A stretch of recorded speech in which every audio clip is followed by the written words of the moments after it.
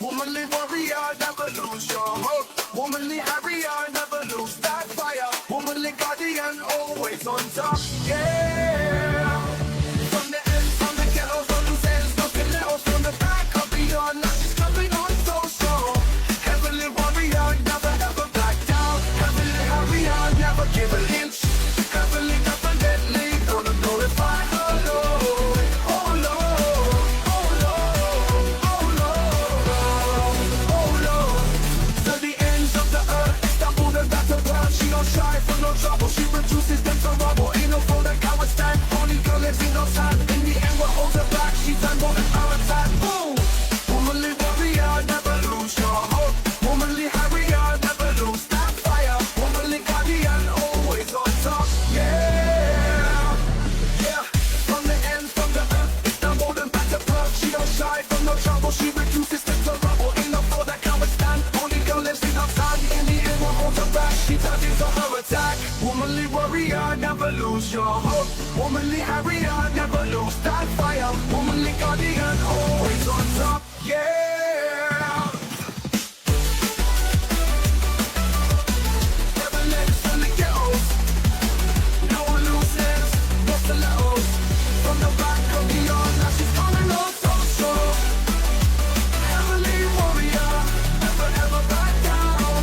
Heavenly warrior, never give an inch. Heavenly, definitely gonna glorify our Lord. Oh Lord, oh Lord, oh yeah. Womanly warrior, womanly warrior, womanly warrior. Oh. Just a little shout out to my hero, Hatun Tash. If you haven't seen her channel, get along now. Go and see her channel. Donate to her campaign. Big up yourself, Hatun, doing the Lord's work. We all absolutely love you. Okay. Hello, everyone. Good morning, good afternoon, good evening, wherever you are joining us. Actually, right now it's me because my guest is not here. Plus, I should have listened that song. So that song comes from Daily Corbett. I just listened the first bit of it. I didn't listen all of it. I think in somehow I'm grateful for the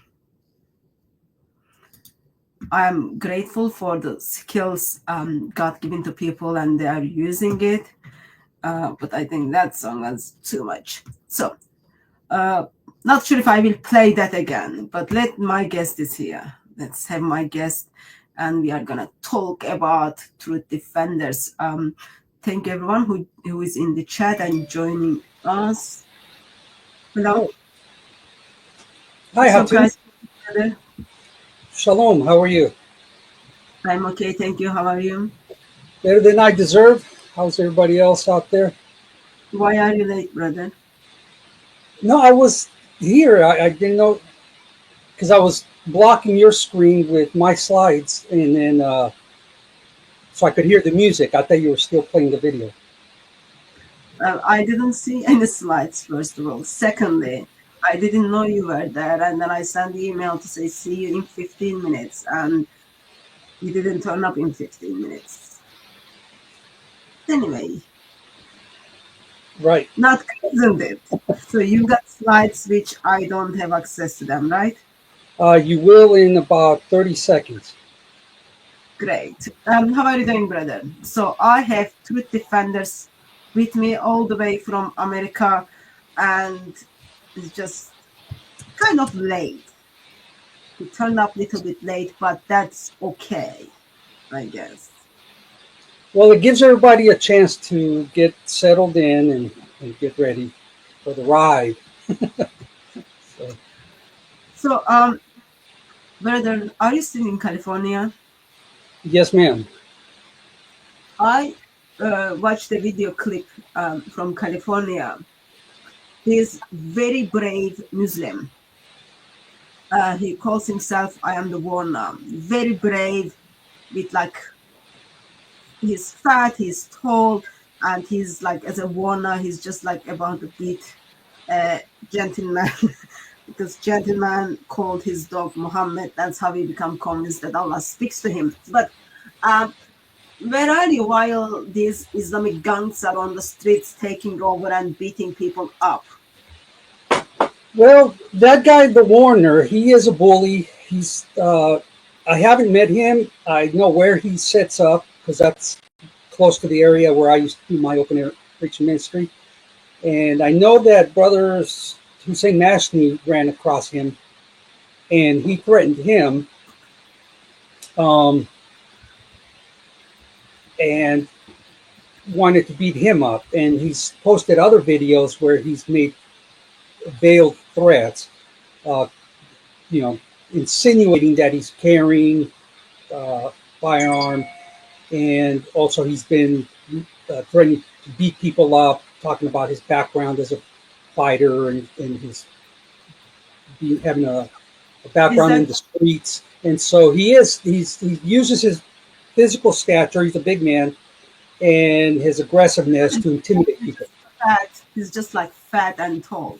That's it.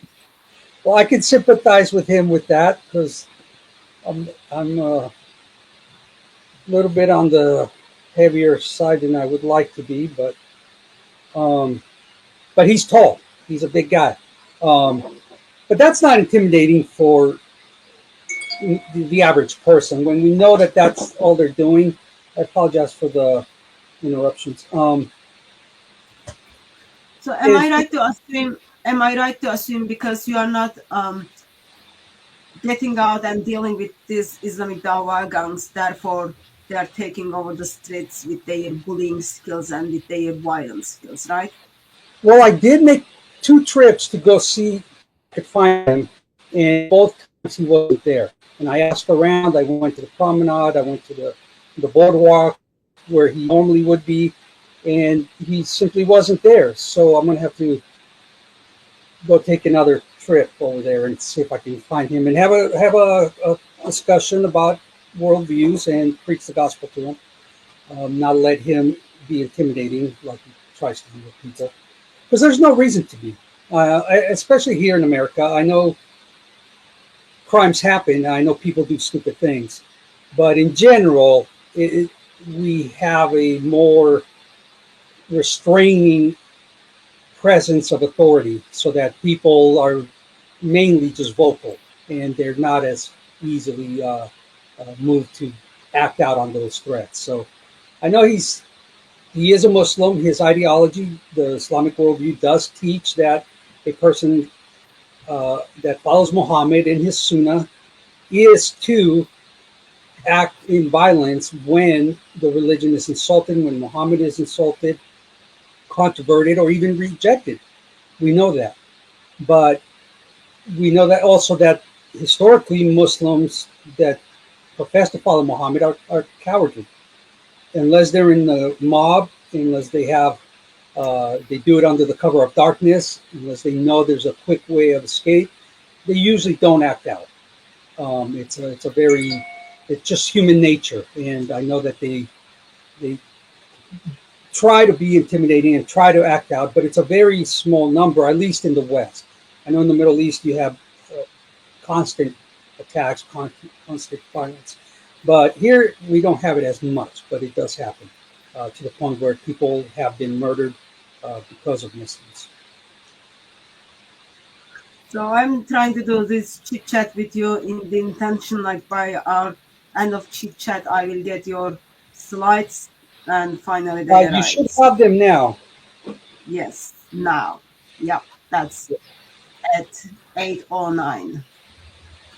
Grade 9. Yes. So this is a 10-minute buffer, which is standard, and So I had you a couple of weeks ago where we talked about first we had a live stream on the critical biography of Muhammad, which was written by Robert Spencer. If people haven't got it, please do get it. Which is written by Robert Spencer. And after that, we had a kind of another live stream on Prophet of Islam and his little demons. I wanted to have this follow-up live stream in the intention of just like digging a little bit more into Biography of Muhammad by Robert Spencer. And kind of give people some examples where people can use it in their evangelism. So that's why you are here. Are we in the same page? Probably not. I thought we were going to do the concept, the issue of contradiction and abrogation of the sources, which kind of follows through with that, because if we don't have any credibility there, we don't have a good biography. So it does kind of follow in with that. Great. Well, let's see where it goes. So let's start with what you wanted to discuss, and let's see how I can incorporate what I have set up for and lost sleep for. Next time when I see you, would you be kind enough and then remind me to murder you? No, Hatun, you can't do that. Please do so. That will be very, very helpful. Okay. It might get done for you by the Warner. Just a quick question before we get on with things. Brother, would you be able to kindly summarize for people where they can find you, and also what are you involved with? What do you do? Well, my name is Luz Leinhart. I am the founder of Truth Defenders Open Air Preaching Ministry and Apologetics Ministry, which hasn't been doing a lot of open air preaching lately, but I do a lot of work with other ministries behind the scenes. Just recently, I started my channel thanks to our brother in Christ, Eric, and I've been also a guest on other programs like yours, and just trying to get the gospel out there again and do apologetics, present some simple ways of dealing with worldviews, not just Islam, but all world religions, philosophies. And so I am an electrician by trade, involved in the construction industry. And so apologetics and preaching and stuff is something I do out of my love for the Lord and the gospel and reaching out to those who are perishing. But I do have full-time work and try to balance that out when I can. So that's me. Okay, thank you. And another thing you needed to point out, communication skills. So that's a work in progress, under construction. Well, I'm just like kind of skipping through your PowerPoints, and it's going to be different live streams. So please don't think I intentionally deceive people with the title. I will edit the title end of the live stream. Was there? I looked at the video. I didn't see a title. Didn't you see the message I sent it to you? Didn't you see the email I sent it to you? Do you not remember? Like what I expressed to you, what I asked you? But that's okay, brother. Like right now we are in live stream. I cannot like shake you. Maybe another time. Okay, so it seems we are going to talk a little bit about Sheikh Yasir Qadhi's book. Am I right, brother? Because that's what I saw in your slide. Yeah, because he did write a book that is dealing with the question of the Quran, and has the Quran, how it was compiled. It's basically an introduction to the sciences of the Quran. For instance, we've dealt with the sciences of Hadith before, and this is very similar to that. The question of when was the Quran revealed, how was it revealed, how was it compiled, was it preserved, have there been any alterations to it, and such and so forth. So he did write this book over 20 years ago. I've had some notes on it for a long time. Preparing for this, I came across it, and so I went ahead and just dug it up again. And I wanted to use him as a starting point because he touches on a lot of different points that are interesting and follow through in and follow through with the whole concept. We'll get through this. We'll look. You get a bonus stream. Consider this a bonus, and then we'll do the one you want. This is not bonus, brother. I am very grateful that you put these 54 slides together. So awesome. Well, I only sent you 54 out of the hundreds I have. I had to be selective because I can speak on those 54, but I didn't want to bog it down. So on each one of those points, I have separate presentations that are more exhaustive. I will adjust the title. Those of you who are joining us, so we will be kind of talking about are Islam's primary sources materials are reliable. So we will have some comparative things over there. We will have, I'm sure, since we are going to look at some of the information from Yasir Qadhi's book on the introduction of the science of the Quran, there will be lots of germs that you can simply ask your Muslim friends. I remember in my early times at Speaker's Corner, his book was one of the book Muslim missionaries were advising you to buy it. And soon after he expressed his thoughts on preservation of the Quran, on Ahruf and Qiraat, it kind of, people decided they are not gonna suggest his book anymore. So we should have very good informations, and hopefully you will find many things beneficial and then use it. And I just put this note comment on the screen, not because there is beautiful German Shepherd, but because even Brother Lewis turned up with like wrong slides. He's got fans who just wants to hear him. So I want to point that out. Too late now. Okay, so I got access to the PowerPoints. I will share the screen from this side. Can you be kind enough? And then okay, I'll introduce it. I was under the impression that we were going to discuss the.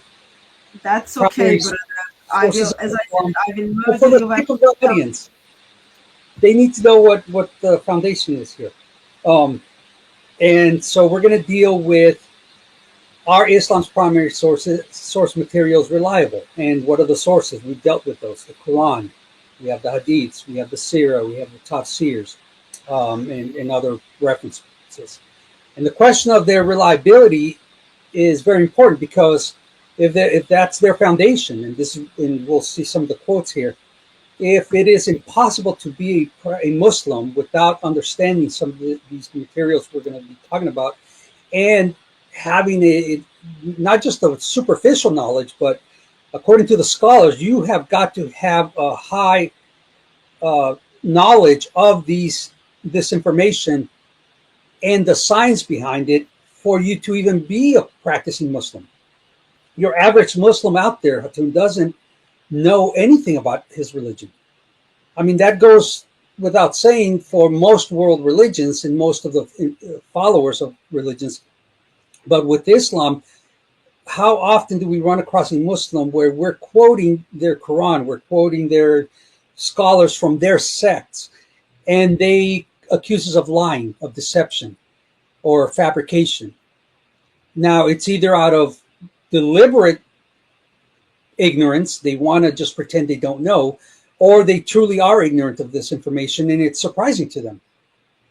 Well, if that's the case, the Muslim scholars make it very clear that this person is in danger of ending up in the wrong place because they're not adhering to the fundamentals. They're not following, they have no way to understand the Quran without understanding the Hadiths. And we'll get to that. So that's what this is kind of a preparation for. And I used Yasir Qadhi as well because most people are familiar with Qadhi.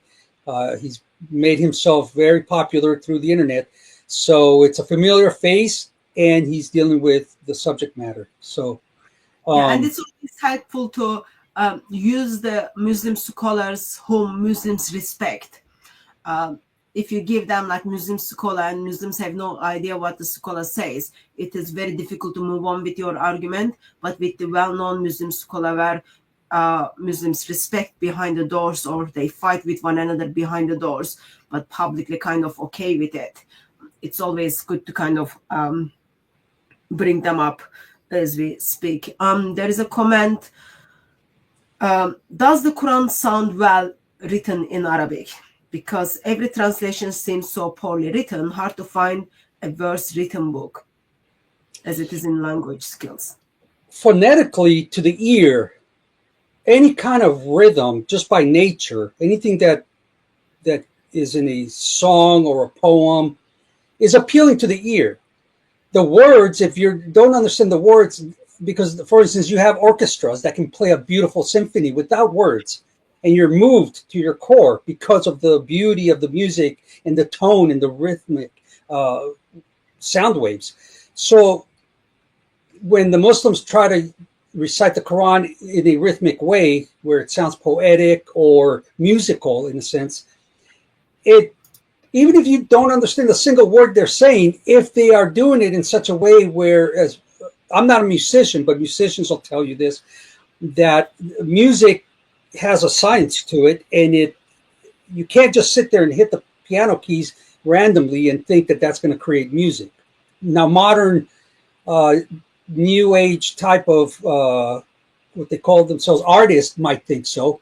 Yoko Ono would sit there and howl like a banshee and think that she's creating music, right? That was one of the Beatles' wives.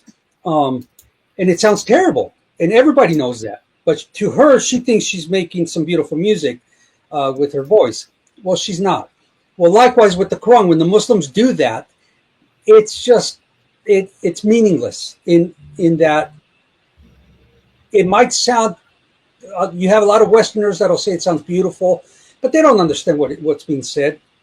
You can be reading anything, and if you have the ability to read it in a song or poetic way, it'll sound appealing. So that's all that is. But there's nothing mystical, nothing unique, nothing spiritual about the Quran being read the way they like to read it for people. I am where Al-Jahiz talks about his like 900 AD. Sorry, he's from 900 ADs. He talks about how linguistically Quran is like written badly and very inconstant. Not following up things stuff. Also, Ibn Waraq, he talks about it as well. So there are individuals who have very much concerns regarding the written skills of the Quran from the language perspective. And someone might sing very well, but the words might be still very bad. So, and very dangerous. Just beware of that. I am just going to deal with 2 comments, brother, if that's okay, before you start. Actually, I think like you shouldn't have that much sayings in this live stream since you turn up with very different topic than what we are supposed to be discussing. Whatever I say, probably you have to say like, yeah, yes. Yes, I heard from Jai that their channel is having a problem with YouTube. There are false accusations, probably from Muslims. Please pray for them as they are trying to figure out, trying to get the channel back. At this stage, I understand channel is banned, but they are communicating with YouTube to get it done. So once when people kind of start dealing with Muslims and Islam, it is very common that Dhimmi YouTube, Sharia YouTube acts like that. So people are Sharia is very kind of, what is it that? Sharia is very dangerous. Sharia YouTube becomes very dangerous. You don't get freedom of speech, as well as people can simply make false claims and then they can get away with that. Brother Lewis, Timothy chapter 2, verse 11 to 12. A woman should learn in quietness and in full submission. I do not permit a woman to teach or to assume authority over man. She must be quiet. What are your thoughts on Absolutely. this? I think the context is coming from a Muslim. Probably he's having problem that he jumped into my live stream and then he sees me as a woman. And last time when I checked, yes, I was woman and I am a Christian woman. Brother, your thoughts on Timothy chapter 2, verse 11 to 12? Yeah, I like what Dr. Robert Morey would say about this verse. He said it's a cultural thing in a local church that is being dealt with there. And think about this: you have the congregation there, and the husbands and the wives are there, and the word of God is being preached or read, and the wife is leaning over. What did he say, or what does that mean? It's disruptive. So basically, they're being told just don't be disruptive, but it's also dealing with the context of a woman is not to teach in the sense of the office of a teacher, the office of a pastor. It's not that a woman cannot or is unable to teach. Obviously, women are very intelligent women, unlike what Islam teaches. There's no distinction there in the ability to teach between men and women, but the office of a pastor or a teacher is, as far as expounding on the word of God, is for the male. There are things that the women have been given responsibility over that are not for the man. So it's just a matter of an office or a role. And in the question of keeping silence is just about the disruption within the congregation during the service. And so that's all that's dealing with. So it's not telling women to hush and not speak at all. It's talking about the specific church, the ecclesia that's being dealt with there, and they're being told just to have some order in the service. Thank you for that comment. It is good that Bible overrides everything, and it is good that God of Bible made man and woman in his image. He died for man, he died for woman, and it is good that in the body of Christ, men and women have different skills and different responsibility. I am very much grateful for that. And I just wanted to gently remind, if anyone thought this is the church you are coming, no. You are just attending or listening to live stream. This is not a church. It is good to remember, okay? Don't come here that replacing your church and then saying, oh, woman is talking in my church. I'm not preaching over men. Just beware of that. And also, last time, if I remember correctly, that gentleman is a Muslim.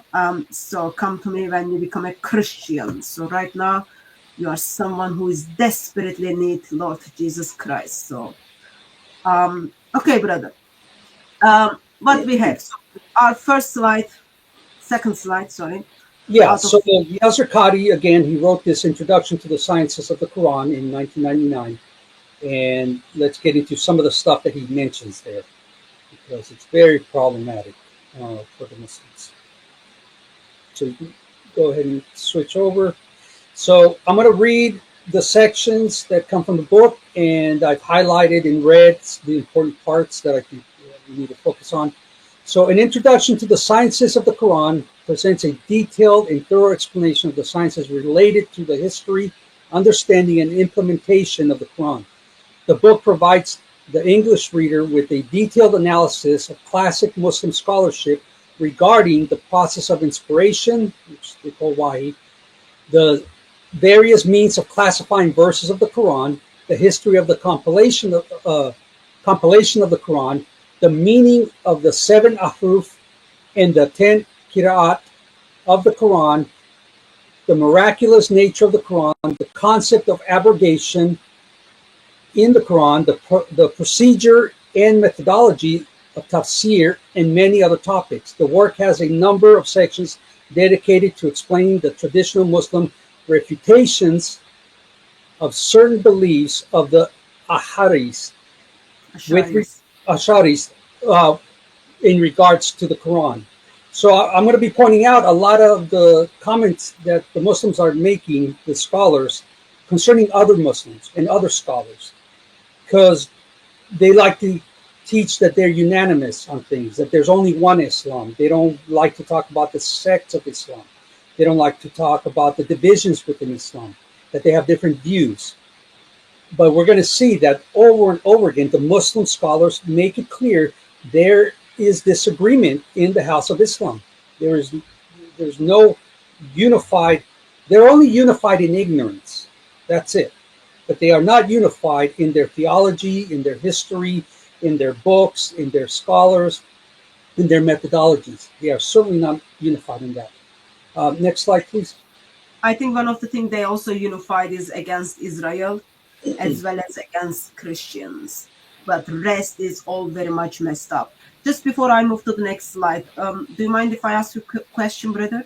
Sure. I'm going to ask you a question, brother. Sorry.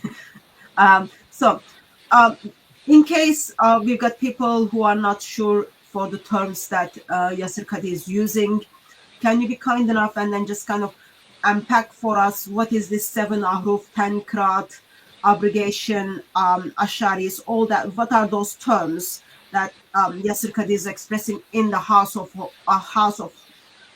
of Islam? There are lots of disagreements as well as outside of Islam, so that he wants to clarify and deal with the reputations for this. Would you be kind enough just kind of unpack this few words for us?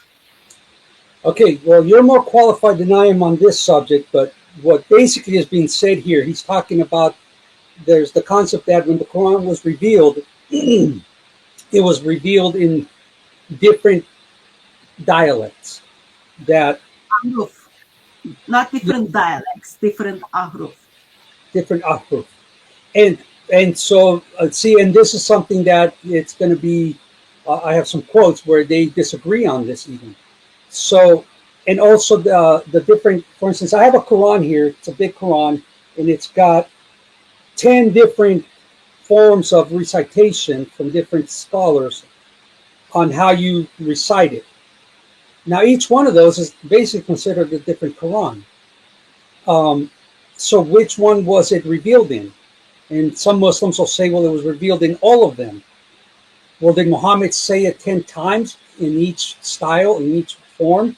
Or did he say it once, and that one way that he said it somehow miraculously contained all 7 or 10 different ways that they claim they have it in today? So that's something they debate about is do you pronounce it a certain way? Do you, the inflections, remember there's no diacritical marks in the Quran, in the earliest manuscripts. So you could take one word and it could have multiple different meanings and it could change the context completely. So this is, so that's some of the things that he's just pointing out right there that he's going to deal with in the book.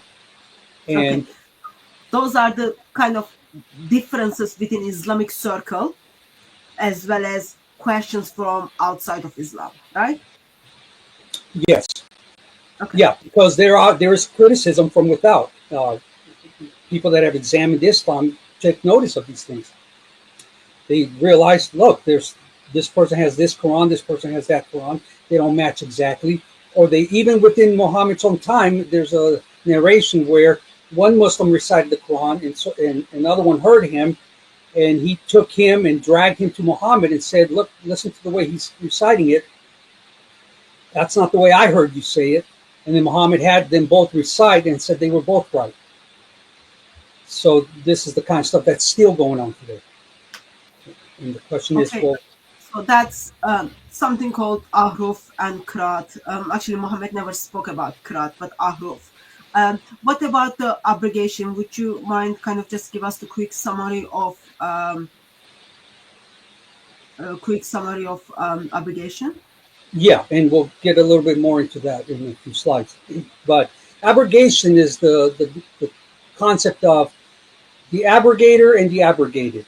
So what does that mean? So because there were some things that Muhammad said at one point and then said something to the contrary at another point, the Muslims were confused about which one do we follow, the first thing he said or the second thing he said. Or they find some things that are written in the Quran and then something's written in the Hadiths, and they contradict. And then they but they're both attributed to Muhammad, or one to Allah, one to Muhammad. Which one do they follow? So, because this was a problem early on, either Muhammad or whoever wrote the Quran was forgetting certain things that were already said and written down or memorized. There was confusion. Wait a minute, there's a conflict here. We have a contradiction. So in order to overcome that contradiction, they came up with the concept of abrogation, where Allah, he gave, at least in 6 different places in the Quran, the concept of saying one thing at one point and then overriding it or superseding it later with something else. But it's also an issue because some Muslim scholars believe that there is a time where part of the abrogating verse, be it from the Quran or the Sunnah or the Hadiths, abrogates something, but then later that thing which was abrogated can be implemented again, or it's abrogated in the practice, but it's still left in the text. Then there are other times where it's abrogated and they expunge it from the text. So, for instance, the verses of stoning in the Quran. We know that Muhammad early on claimed that an adulteress should be stoned to death. Well, now the Muslims have a conflict because they're supposed to lash them according to the Quran. So what happened to those verses? Well, according to them, a goat ate them, and that was by Allah's leave, apparently, but the Muslims today practice the stoning and not the lashing. Well, they do both. It depends on where you're at, who you're dealing with. But they still practice the stoning, even though it's not in the Quran, even though a goat ate that. So the punishment for adultery originally was stoning. That verse was eaten by a goat who abrogated it or abrogated it. And then it was supposed to be that they received the lashes. So they were whipped. So which one should the Muslim practice? Well, they do. So, yeah. if I am hearing you correctly, you are talking about early Muslims who kind of claim to be, according to Islamic tradition, lived in the time of Muhammad, claim that there are certain verses revealed from Allah. But as the time goes on, they are looking into Quran and then those verses are not there. And then idea is those verses abrogated. There are occasions within the Quran where Muhammad claims to forget certain verses, but Allah steps in and then says, actually, no, you have not forgotten that. We abrogated. We are sending something better or something similar. So the things which supposed to be in the Quran, they are not in the Quran, yet practiced by Muslims, as well as the contradictions within the Quran used by Muslims as under the label of, oh, that's been abrogated by that, when you kind of see the differences. And it seems, you talked about stoning adulteries. It seems that currently Muslim world is kind of more seeing how Hadith abrogates the Quran because they are practicing the teachings of Hadith versus what the Quran teaches. Early Muslims, companions of Muhammad, if I remember correctly, expresses that because the certain verses not in the Quran and they're supposed to be practiced, therefore people will walk away from Islam.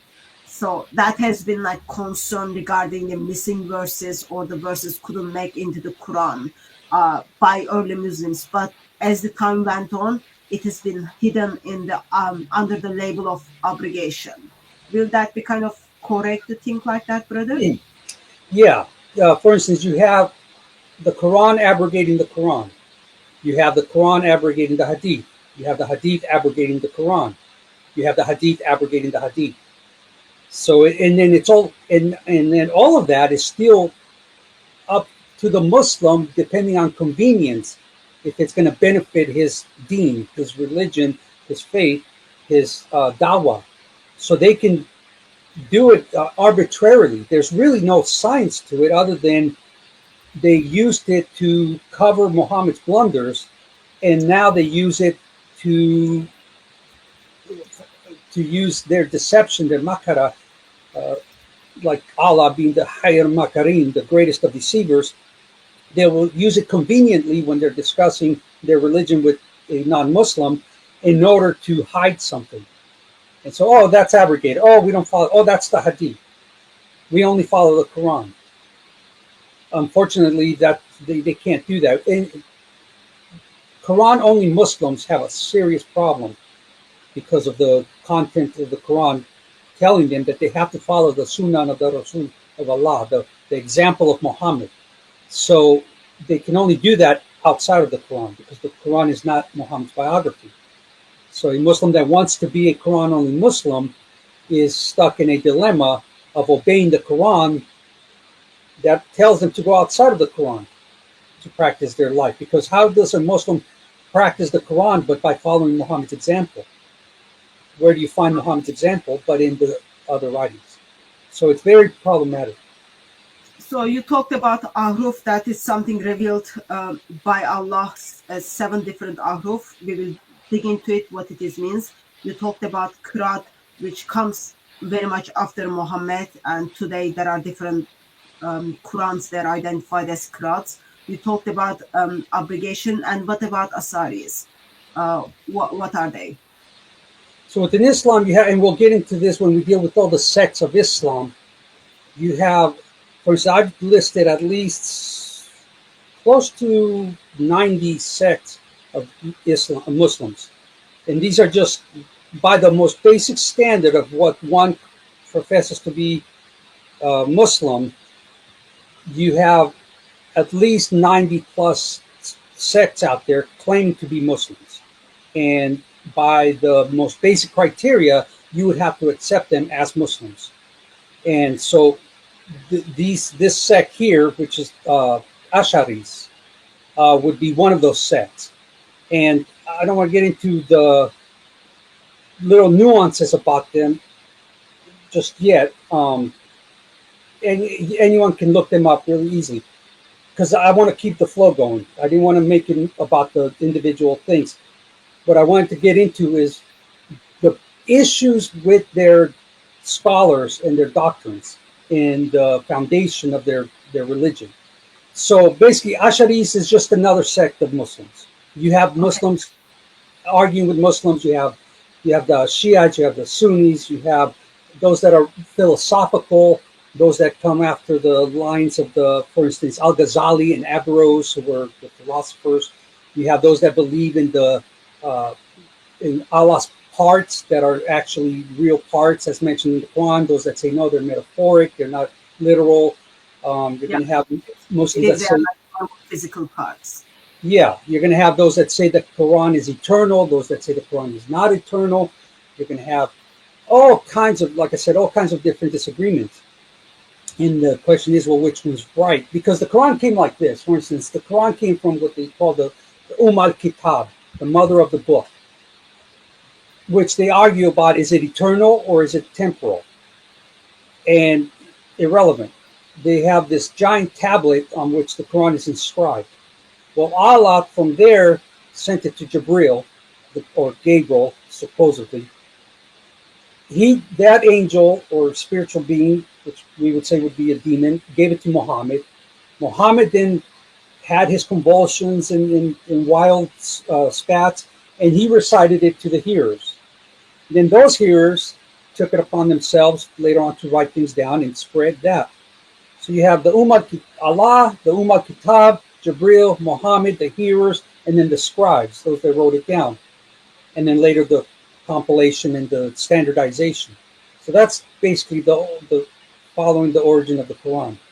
And supposedly it was given in these different recitations, different modes, and they argue about that. And then from all of that, the divisions arose. Who heard what? What faction? For instance, Shi'at Ali, the faction of Ali, is the sect that followed Ali after the split. So each sect needs to support their leader and their successor, and so they're going to invent hadiths, narrations that favor them, or their interpretations. And so a lot of the sects are named after the founders, the ones that led this group away, and then they attribute the name to that group because of the founder. And so that's just basically Asharis is just another set. Okay, thank you. So continuing on page 24 of Yasser Qadhi's book, it reads this. Read a oh, that was my part. I'm sorry, because the chapter 2 of the Quran, concerning the Quran, he writes this. The linguistic meaning of the word Quran. Here's where we'll see how they don't even agree on what the word Quran means. And I'm going to pull up mine because that's a little small for me to read from yours. So let me do this. Okay, the linguistic meaning of the word Quran. There are a number of different opinions concerning the linguistic meaning of the word Quran. Notice he's saying opinions. And then he says the most popular opinion and the opinion held by At-Tabari, who's one of their scholars, is that the word Quran is derived from Qara'a, which means to read or to recite. And this is why I put on the side the meaning of read and the meaning of recite, because those two things are not the same. To read a poem means that you are reading it from a book or a printed text. To recite a poem means that you are quoting it verbatim without the need of the text or the book. So when Yasser Qadhi writes here, or Tabari, that the word Quran means to read or to recite, well, that in and of itself is a problem. Which one is it? It can't be both. So they have to pick one. And these are the little things I'm pointing out so you can realize they have nothing but opinions. They have suggestions. They have their own view. But because they disagree amongst themselves so much, this is where we say they have no foundation. Not even on what the word Quran means, where it came from, what it truly is. Did he recite? Did he read? There's difference of opinions in that. So he's saying Quran would then be verbal noun, and then I'm skipping through this because my only point is to highlight the issues. And then it says here, the recitation or the reading. See, again, is it a recitation or is it a reading? He's including both here because he knows they don't have a clue. Allah says in reference to the Quran, and it is a Quran which we have divided into parts. And then he says, quoting the Quran again, it is for us, and that's supposed to be Allah speaking, to collect it and to recite it. When we have recited it, then follow its recitation.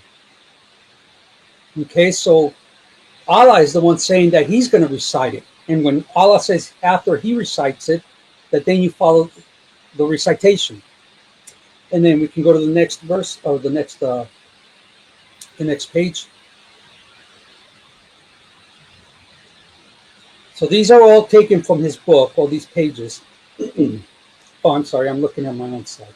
So then on page 24 again, it says, on the other hand, Imam Ash-Shafi'i held the view that the word Quran was a proper noun that was not derived from any word, just like Torah and Injil. He recited the word without the Hamza, such that Quran would rhyme with the English word lawn. So Quran, lawn. And then it says, once the Qira'at also pronounced it this way, or once the Qira'at also pronounced it this way. But notice, he says, after we read the top part, then he comes down and says, on the other hand, there's this scholar, this imam, who has this view. So Yasser Qadhi gives us one view and then presents another view that is contrary to the others. And then it says, another opinion, so now we have another opinion, states that the word Quran is from the root karana, which means to join, to associate. Wait a minute, this other guy over here said it means to recite or to read. But now you have another opinion that says it means to join or associate. For example, the pilgrimage in which the Umrah and Hajj are combined is called Hajj Quran, from the same root word. Therefore, the meaning of the word Quran would be that which is joined together. So here's a completely different opinion on what the word Quran means. And then we can go to the next slide.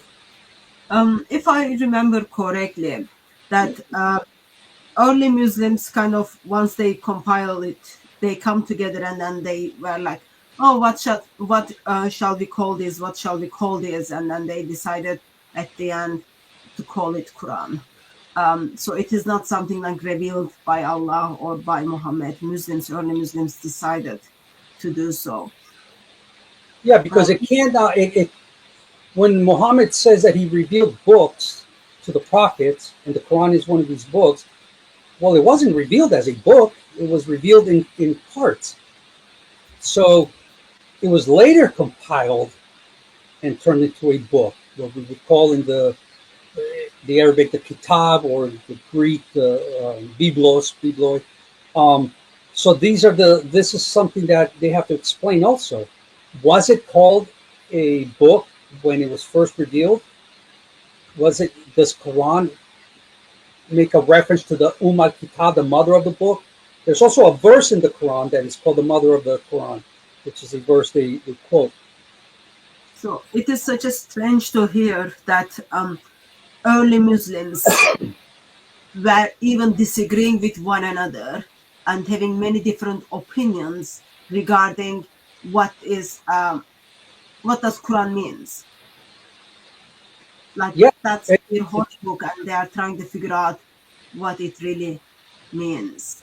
Right, and I wanted to start with this because you got to think the Quran, their most fundamental, their foundation, their one so-called revelation from their God to them to practice their religion is already in question from the very beginning. They don't even know what to call it. They don't even know what it means. And this is their clear revelation from their Allah. So then supposed to be a revelation from yeah, Allah. supposed to be. Right. So on page 25, he says this, a fourth opinion. So now we got a fourth opinion, is that the Quran comes from the word kara'in, which means to resemble, to be similar to. So come on, Muslims, get it together. What does your Quran mean? So here we have a fourth opinion that it means to resemble or to be similar to. Hence, the Quran is composed of verses that aid one another in comprehension and surahs that resemble each other in beauty and prose. Yet another opinion. Now we have 5 opinions. So another opinion is that Quran, and see the pronunciation of the word, even in English, there's so many different ways people pronounce it. Quran, you get some weird ones out there. Because it's phonetic. It's just there's no vowels in there. So it's the triliteral or lateral consonants. So Quran is from kar, which means to combine. So it doesn't mean similar or to resemble. Now it means to combine. It is called such since it combines stories, commands, promises, and punishments. So that's another one. Then he goes further. However, the opinion that is the strongest is the one that the majority of scholars hold. Notice the opinion that is the strongest. He's not saying what Allah revealed, what Jibril showed us, what the Quran says of itself. He's telling us the strongest opinion is the one that the majority hold. But truth is not established by the majority. Even in science, when dealing with atheists and evolutionists, and they like to appeal to the majority, most scientists believe in evolution. Well, so what? That's not how you do science. Majority rule doesn't dictate truth. That doesn't help. I would love to think that, yes, majority opinion is the one kind of winning, or democracy is winning, like your 51 versus 49, we go with 51's view. But when you look at the Islamic traditions, if I remember correctly, that when they talk about strongest opinion, simply who is more favorite, not like if their opinion is whether correct or not. They are favorite, they are being backed up by the authorities. Therefore, they become strongest viewer. It is such a shame to remind that early Muslims don't even know think about this people. Early Muslims don't even know what Quran means. Yeah. It's like opinion after opinion, after opinion, and then it goes on. Well, this is the strongest opinion. Strongest Well, opinion. make that opinion strongest because someone had a government behind them. That doesn't make them true, or strongest opinion doesn't mean that's the true opinion.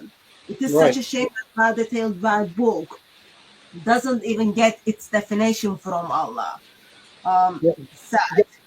Well, it's even like, for instance, here in the United States, the alphabet groups that deal with the immoral lifestyles that are out there, they're only, some say 10% of the population, others say it's much smaller, that's a deception, that it's more like 1% of the population leans towards that lifestyle of immorality.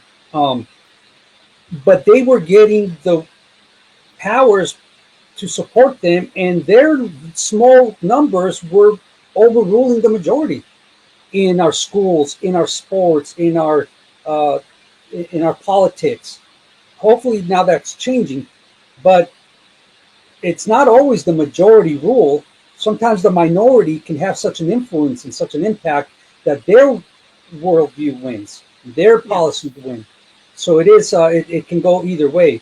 But we are seeing here that in concerning the Quran and what Quran is by name is up for grabs.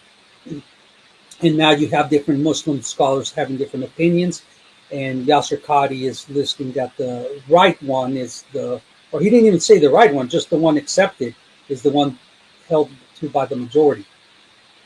Yeah. Thank you for reminding that, brother. So on page 25, the next slide, we read, it may be asked, how does one explain the fact that some Qira'at pronounce the word Quran without the Hamza?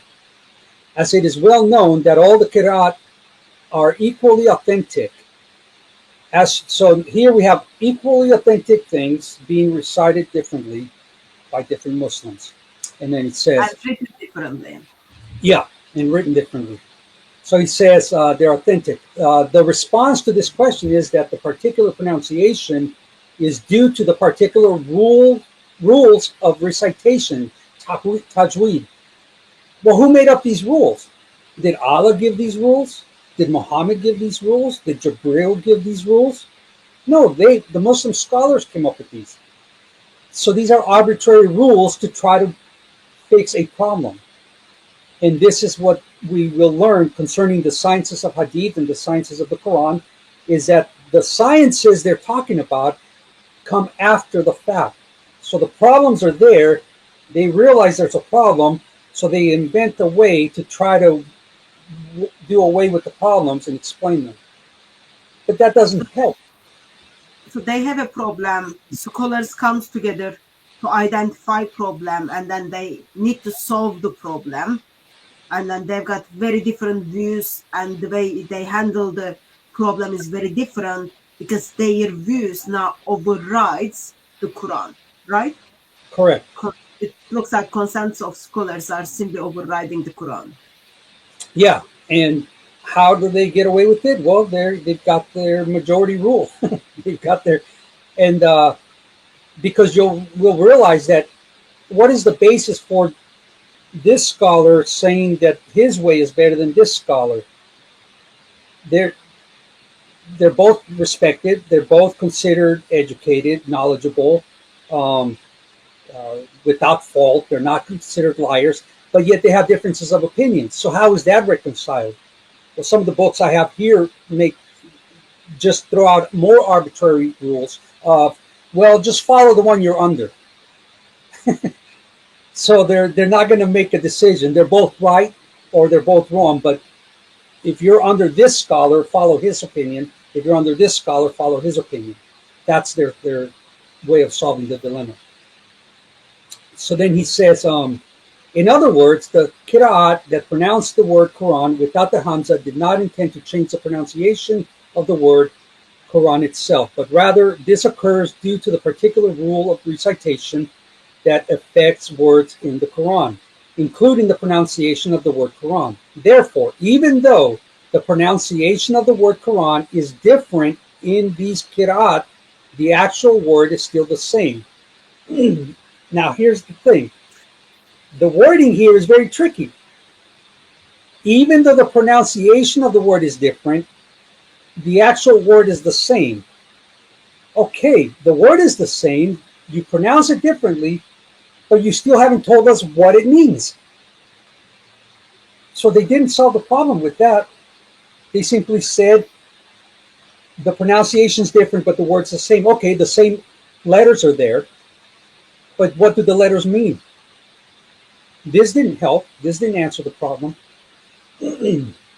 So, But, he kind of tried to help us out. He shared many different opinions, and then like instead of saying, well, we don't know, he just like, I just go with the strongest opinion who was supported by the government or by the leader. That's Right. something. yep. So the next slide, page 25 again, continues. The definition of the Quran. There are many definitions of the Quran. So it's like, Yasser Qadi. Only there are few. So like give attention, like Yasser Qadi is someone who expresses that he chooses his words carefully stuff. Remember Yes. when he was attacking David Wood and Jay Smith, he was saying like He's not a ultra crepidalian or something like that. yeah. So he chooses his words very carefully, and then he doesn't say there are few definitions, but there are many. Many definitions. Listen up, Muslims. Your scholar, Qadi, respected scholar, educated. He wrote this book over 20 years ago, and we'll watch a clip where he told Shabir Ali that he's going to revise it because there's some things that are coming up that he needs to revise. And he said this to Shabir Ali, I think 2 years ago, at least from the video that Shabir uploaded. But there are many definitions to the word Quran, but they differ in wording only. There is no difference of opinion as to what the Quran is. Well, what is it? So far they haven't told us what it is. They've told us that there's differences of opinion on pronunciation, on meaning, because one says it's a recitation, one says it's a similarity, one says it's we read the different at least five different opinions, but merely what the best way to define it is. So Well, what I'm seeing from you, brother, I know you don't like me to jump in. I can no, feel that. I appreciate it. So you are just being unfair to Yasser Qadi here. Okay? I'm not kind of backing him up because he gave us the holes in the narrative. But he's simply saying, when you see something like when you eat baklava, you think that's like most delicious thing you ever eaten. But when you say this is the most delicious, that delicious doesn't cover up. Like it's like more than most delicious. So that's what Yasser Qadi is saying. I gave you many different opinions on what is the definition of the Quran, but there is something in it. It is like just so powerful. We cannot find the right words to explain it to you. That's what he's saying, brother. So he's saying this opinion is from Turkey, like the baklava from Turkey, that is better than the rest, but it's just so overwhelming he can't put it into words. Like saying like the best way to define it, we don't know. We're just having problem with like how to define it best. And we are just like almost in best, but we couldn't kind of figure out the right way to say it. Gotcha. So Isn't that amazing? This is like book supposed to change all humanity, and every humanity is coming under this book, and people are practicing it. Yet Muslim scholars are telling us we really don't know what it means. They really don't. Then he goes on to say one of the more appropriate definitions. So one of the more appropriate. So it's not the appropriate one, just one of the more appropriate ones. So you could still go with the other opinions, right? Follows. The Quran is the Arabic speech of Allah. Kalam of Allah. But wait a minute. Yeah, go ahead. What I'm hearing from this is Allah speaks many different language. Quran is the Arabic language Allah speaks when Allah is passing the book. Well, And this is also questionable, Hatun. We'll see that. That's no that, but like one of the thing is like you provide couple of opinions.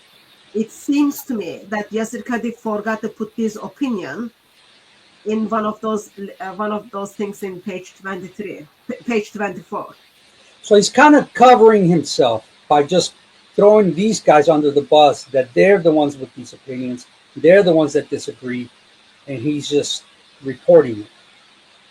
He's the messenger of the problems. So Quran is the Arabic speech of Allah. Right. Which he revealed to Muhammad in wording and meaning, and which he has preserved in the Mushafs and has reached us by mutawatir transmissions, and is a challenge to mankind to produce something similar. So I'm ignoring that stuff because I'm just showing the problems. So let's go down to the next slide. Side note, Quran is not mutawatir at all. So in case like people fall into that. So did I understand correctly? Quran is the Arabic speech of Allah, and the copies of the Qurans we have in our hands today are identified as Musaf. Did I get that right? Yes. Okay. So then the breakdown, and this is on page 26, continuing, the breakdown of the definition. Oh, he's going to break it down for us, finally. So let's get a breakdown. The statements in the definition, the Quran is the Arabic, implies that the Quran is in the Arabic language. This therefore implies that the translation of the Quran into any other language cannot be considered the Quran. Imam Az-Zarkashi said, "Know that the Quran has been revealed in the language of the Arabs. Therefore, it is impermissible to recite it in any other language." But that's kind of a strange saying. If it is only in Arabic, and he's saying it is impermissible to recite it in any other language, if you recited it in another language, it wouldn't be the Quran. So what is he making impermissible? Do you see how that goes? If he has only an Arabic Quran, and I say it in Spanish, the Spanish was not the Quran because the Quran is only in Arabic. So what is there to forbid? For instance, the burning of the Qurans. If the Quran translations are not the Quran, who cares how they're treated? I did one time throw a Quran on the ground in front of Muslims. I was making a point. This happened once. I had a Quran translation. I was out on 3rd Street Promenade, and I was reading, and the Muslims were yelling, "That's not the Quran. That's not the Quran." And I said, "Are you sure?" They said, "That's not the Quran. The Quran is only in Arabic." And I held it, and I said, "So are you sure this is not the Quran?" And they're like, "No, it's not the Quran." And I went on the ground, and they went like this. They freaked. I said, "What's the problem? That's not the Quran." And so it showed their hypocrisy. They do know that things can be translated. This whole thing about only in Arabic, the Arabic Quran, perfect Arabic, it's just nonsense. Every language can be translated. Not every word in every language can be properly or accurately translated. That's why we sometimes use paraphrases, or we use what's called dynamic equivalents. For instance, in the King James Bible, 1611, you have archaic English. Thou shalt not. Well, today we would say you should not. That's what's called a dynamic equivalent word. So you find a perfectly suitable word in the modern language to explain or translate or communicate the archaic. It's not that difficult. So the Quran can be translated in spite of some Muslim scholars. Would you mind if I ask a practical question? Yes. So if Quran is revealed in Arabic, language of Arabs, then why do we have many different words in the Quran which is not Arabic? Also, I would appreciate if you can kind of unpack for me or explain it to me. My brain just doesn't get it. So, if I remember correctly, in Saudi part of the world, Mecca, Medina, Yemen, that part of the world, people were speaking so-called Arabic of the 7th century. And when Uthman orders Quran to be written down, Uthman expresses that he wants it to be in Quraysh dialect because that is the way it is being revealed. So it is not like there is nothing unique that's stating that Quran is revealed in Arabic, but point was dialect of Quraysh. Would you mind kind of comment on those? Yeah, so because Muhammad never told them to compile the Quran, the Muslims were supposedly, and again, this is this Islamic narrative, they had those who had memorized it, and they were dying in battle, they were dying of old age, sickness, whatever. The Quran was being lost. There was some Muslims that were concerned, we're losing the Quran, because those who have it memorized, and notice, if They lost the everyone, Quran already. what's that? They lost the Quran already. Yeah, Only people who memorized the Quran, when they died in the battle, they lost, like this dead people took everything with them. So therefore Umar's son says, like, let no one say that I've got a full Quran, just say or right, what is it. So we have it what's left. wasn't like they are losing, they lost it. Right. So they lost the Quran, and Sorry. so they disputed about collecting what was left. And the Earthman, I believe, commissioned Zayd ibn Thabit to go collect the Quran. And he said, well, it's better if you tell me to go move a mountain than to collect the Quran, which tells you several things. One, Zayd didn't have it memorized, or he wouldn't need to go collect it. If there were a bunch of people that had memorized it, it wouldn't have been easier to move a mountain than to go collect it. So this thing that everyone memorized the Quran, a bunch of reciters, a bunch of memorizers, the Arabs at the time had a perfect memory and recall. Well, according to what we have here, that doesn't seem to be the case. There was a problem with collecting this Quran from those that were left. So then he commissioned him, he gathered them. Some of the Muslims held on to their copies of the Quran and did not want to hand them over. And they were different. Some people got their hips broken, all that. Like it was pretty violent when they were trying to get copies of the Quran. So finally, when supposedly Uthman gathered it, it was collected, he standardized it. Some say he made 7 copies, sent them out to different regions. And then supposedly he burned. Notice, the successor to Muhammad burned the Quran manuscripts that were left, that were in contradiction, that were different. And we have quotes on that they were different. And he burnt them because he wanted to standardize one so that there wouldn't be division amongst the Muslims. So this is very telling that they did not have one Quran, one standardized version. They didn't even know what to call it. Quran, what's that mean? I don't know. They have all these opinions.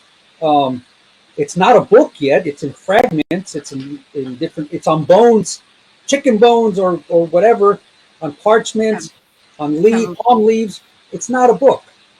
So then they collected. They put it together. They standardized the text, and so this is how the Quran supposedly got standardized.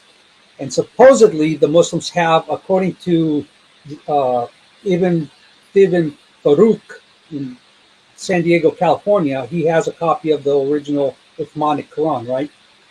I'll tell you he's lying on that. But so you are making a point that in the Hadith, which talks about the collection of the Quran, completion of the Quran, it has been emphasized that it needs to be written in the dialect of Quraysh.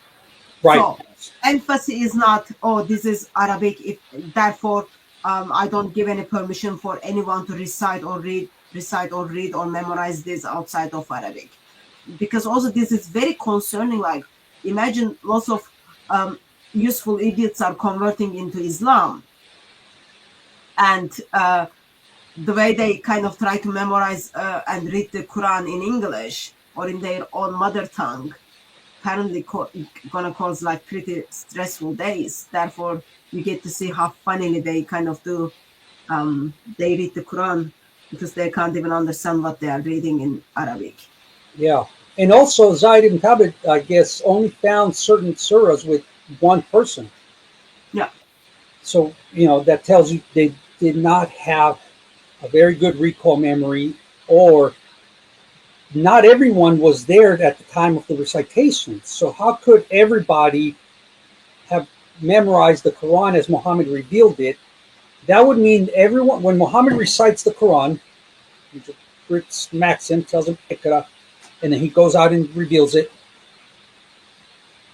All those that were there to hear him say it would then have to be somehow connected to all those that later went out and heard. There can't be any break whatsoever, because in order for this person not to miss a verse that this guy didn't hear, or this guy heard but didn't go tell that people, how do they manage all of that? It's an impossibility. Unless it's written down immediately right there, and then only from those immediate writings, or those who retained it all in its entirety were the ones propagating it to everyone equally, you're going to have fragmentation. You're going to have gaps. There are holes in the narrative. So it's a problem. The whole thing is a big problem. So because Quran is revealed in Arabic language, therefore it is not permissible to recite in any other language. Correct. So then we go to the next slide, and still on page 26.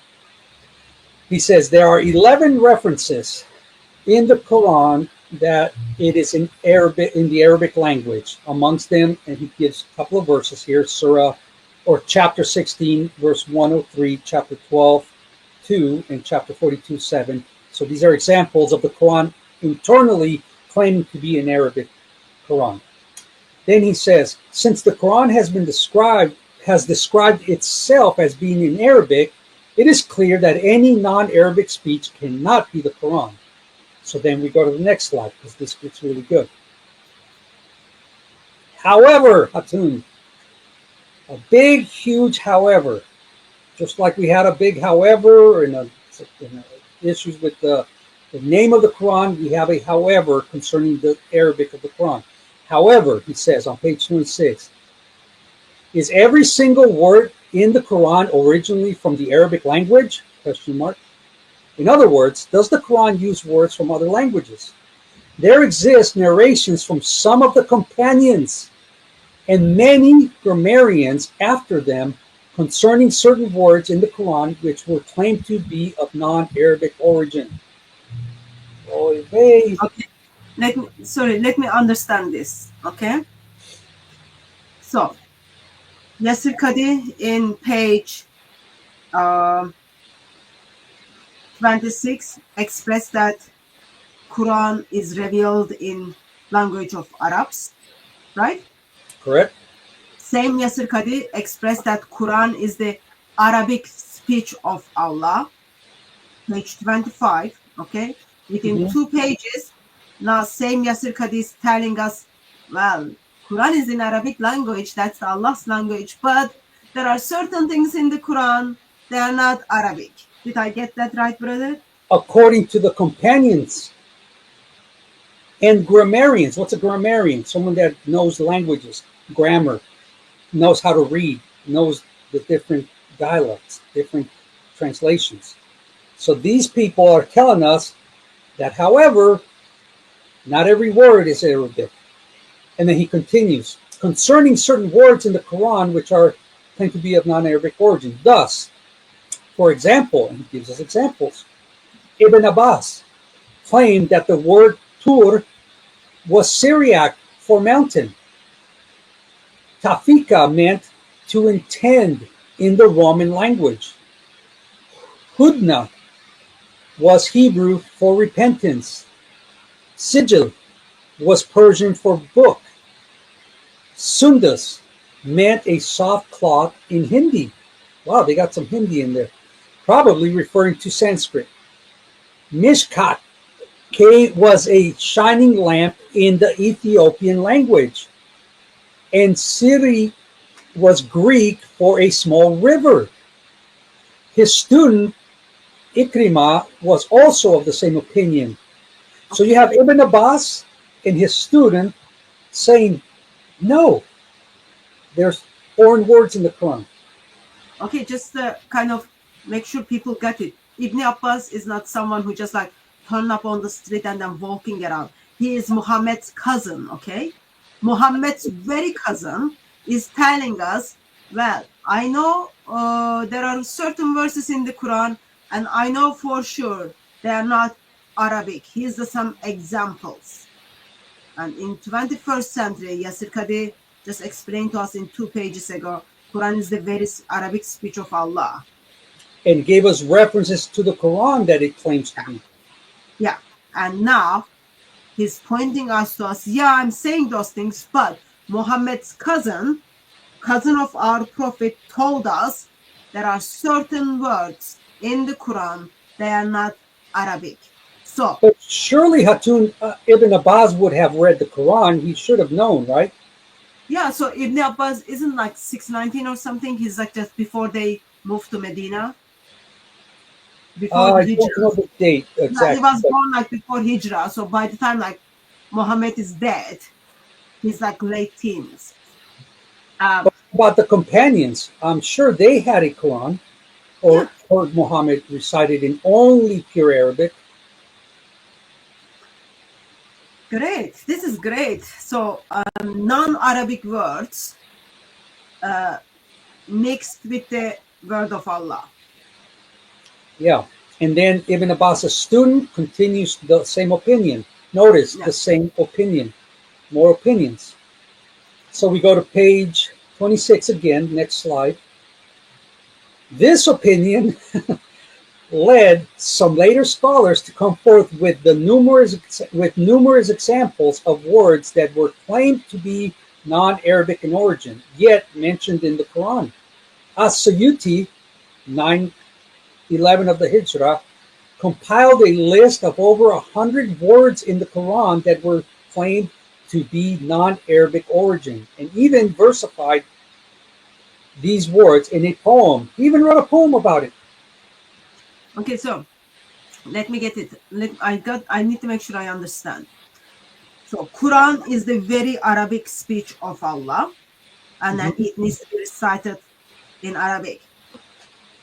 In the very Arabic speech of Allah, Muhammad's cousin told us and then give us some examples that there are non-Arabic words.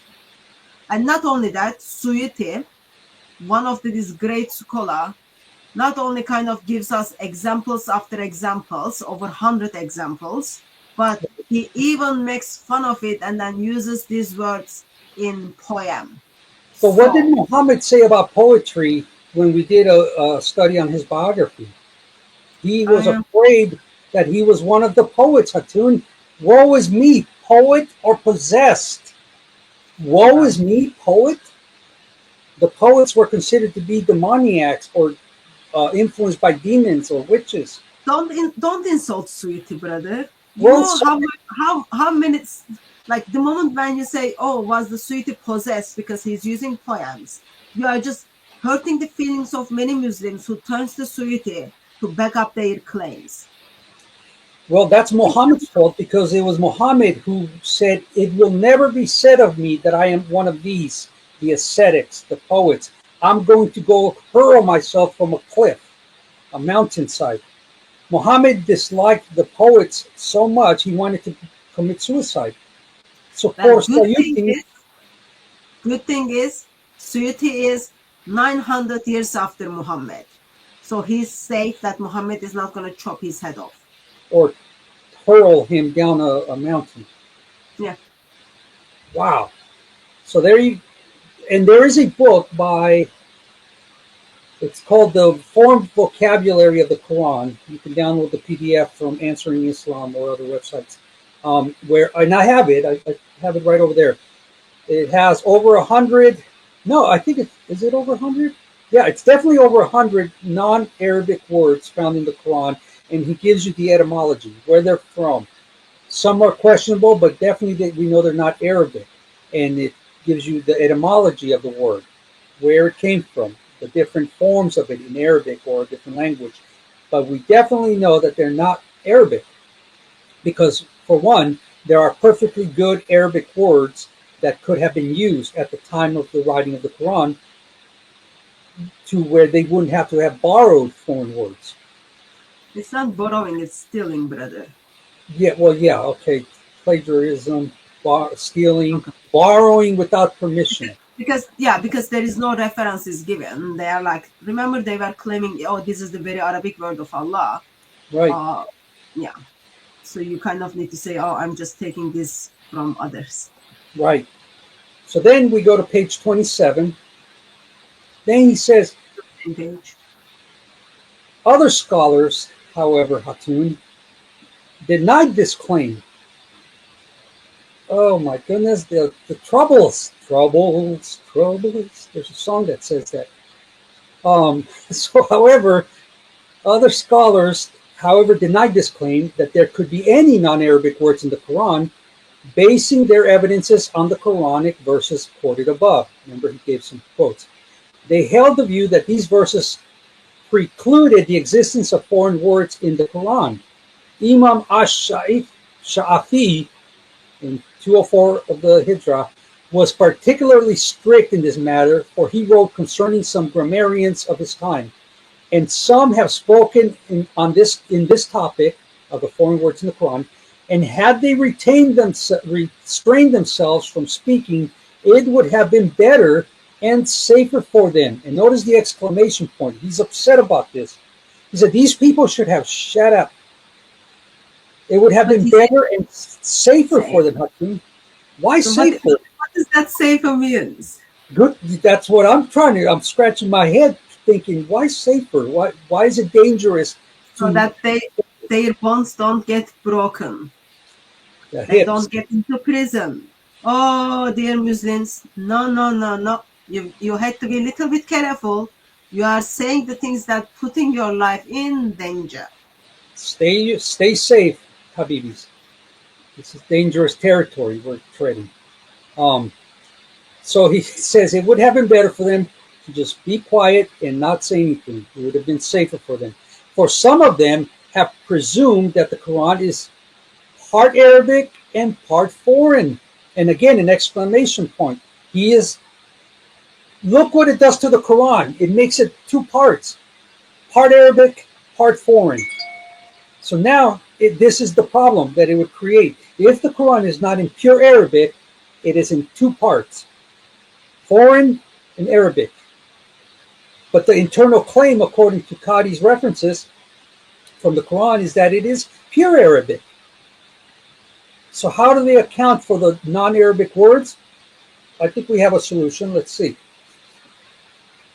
He says, yet the Quran is explicit that there is nothing in the book of Allah except that it is in the language of the Arabs. So again, very, very clear. The Quran is saying of itself, it is only Arabic. And then we go to the next paragraph here. He says, don't change the slide. In attempting to refute this opinion, the opinion of the Quran, let me start over. In attempting to refute the opinion that the Quran contains foreign words, At-Tabari 310 AH claimed that these particular words were used by both of these languages simultaneously. What a miraculous solution! And thus the companions' claims that these words were non-Arabic only meant that they were also used by other languages as well. So the solution, Hatun, is, well, both languages use the exact same word at the exact same time. So it is Arabic and it is Greek. It is Arabic and it is Ethiopian. It is Arabic and it is of the Romans, because they both used it at the same time. That's why the companions thought they were foreign words. They just didn't know both people used it. That's the solution he introduces here. But it talks about like his intention is to just simply refute. My intention, I'm going to comment on this in the intention, like, I'm going to refute it. It's not like, okay, let's deal what is the truth might be here. my intention is to refute you, and only way I can refute you, well, those words were used at the same time with other languages. And actually, like, if you look deeper, probably they stole it from us. Right. And notice Yasser Qadi is not just quoting, like Hatun said, just your typical Muslim walking down the street. So the references that Qadi and scholars will quote in their writings are usually heavyweights. They're not nobodies. They might not be the majority opinion, but they're not nobodies. So when he mentions At-Tabari, he is a somebody within the Islamic community. So Ibn Abbas is from time of Muhammad. Imam Shafi is the kind of guy from the Shafi school. He's like from 200 after Hijrah. So 200, let's say 200 years after Muhammad. And then Tabari comes 300 years after Muhammad. And then Tabari overwrites everything because he needs to refute other opinions to make the Quran Arabic. Yeah, and a heavyweight writer too. He didn't write Yes, small. you kind of, the way we look at it, we kind of would say, okay, let's look at the early writings and then see what the early writings say, because idea would be people who are close to time of that individual would be more reliable, not like someone who end up in the world 300 years after Muhammad. In Islam, it's like later you come, you have more authorities. Something magical happens that you are able to know what was happening 300 years before you were even born. Yeah. That's a bit not right approach, but that's the approach of Islam anyway. Yeah, so that was Tabari, and then he goes on in that's what's going on there. He says, however, this is not a satisfactory explanation, as the word must have originated in one of the two languages. So Tabari is being refuted by this opinion. He's saying, however, this is not a satisfactory explanation. So is that what Tabari is saying, or is that what Yasir Qadi is saying? This is Yasir Qadi in this final, after the reference to Tabari. Yasir Qadi is commenting on Tabari and then saying, well, clearly Tabari got it wrong, because word must come from either one. It can't be both. Right. It has to be it's just illogical. There's no historical precedent for it. He can't give us proof that there was a time where two different languages came up with this type of this abundance of words, because like we have here over 100 words happening in two different languages at the same time, where the people didn't know about this. So this is Do problematic. you mind if I just kind of say you back what I'm hearing so that I understand correctly? Anyway, that I wasn't asking, do you mind? That's what I'm going to do. So let me tell you what I understand. Mm-hmm.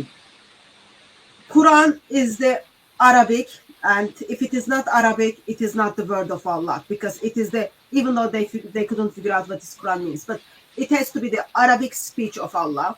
And if there is anything in it not Arabic, therefore that cannot be the word of Allah. And then cousin of Muhammad and his student expresses to us that Quran, there are words in the Quran and they are not Arabic, and then gives us some examples.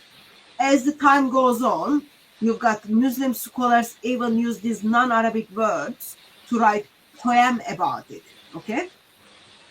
And then you've got Shafi school expresses no, they were all together, and then 300 years after death of Muhammad, Muslims are figuring out Quran must be Arabic because what that it states, and if it is not Arabic, we have a problem. Tabari steps in and then says, I'm going to fix the problem, and the way I'm going to fix it, those words were used at the same time in different different languages. And then Yasir Qadi makes the conclusion remarks of, but Tabari cannot be correct, even though he's got good intention. He wants to uphold the Quran. He wants to prove that Quran is correct, but his explanation cannot work. Why? Because only one of those two languages, one of them must have the original word. Correct. So the companions made a mistake in, well, no, the companions were correct in assuming that they were foreign words. Yeah. The attempt to rescue that by saying they were both correct at the same time is refuted by the fact that there's just no proof of that. It just doesn't make sense. So it's just an attempt to rescue the problem. Again, they keep inventing problems to solve problems. So They're what not I helping point, themselves. what you are pointing out is, even when it comes to very basics of Islam, whether Quran is only the Arabic speech of Allah, all that, we get to hear there are very, very different opinions about it. And bottom line is, we will never know what is the what it is. We don't know what is the definition of the Quran. We don't know, even you pick one definition, we don't know like if that we are shown that doesn't even. Opinions. Yeah. Yeah, it's just opinions after opinion. And then pick your side and go with that. But there's no one that's correct. Then we jump over to page 138 on the next slide. And we bring it coming up to Uthman's compilation, which occurred in the year 24 of the Hijrah, or according to others. So now we have a problem with, when did Uthman do his compilation? The year 24, or according to others, the early part of 25. Now some might say, oh, it's a small gap. No, this is history you're trying to give us. This is a serious event. It's not a small thing. That's why I'm highlighting this. If you have see, history is linear. It starts and it moves forward. It's not cyclical like the Eastern mysticism of Buddhism, where it's just circular. It's linear. So if you have an event happening, taking place, there's a chronology. And this event happens, it has cause and effect. Other things are involved with that have to follow in order for the consistency of the chronology to continue. If you have Uthman compiling the Quran in 24 and not 25, that means in that year, at that time, in that region, there were certain events that were taking place that have to have correlation with the year 24. But if somebody says, no, it happened in 25, well, now you have to change everything that supposedly happened in connection with the year 24 and move everything to 25 and have it continue to make sense. So you can't just arbitrarily change something and say, well, that guy says 24, he says 25. Not a big deal. Tomato, forget about it. You can't do that. This is why it is a huge problem of chronology with the Quran. Where was this surah revealed? Mecca or Medina? Was the entire chapter in Mecca, or was part of the chapter in Medina, or vice versa?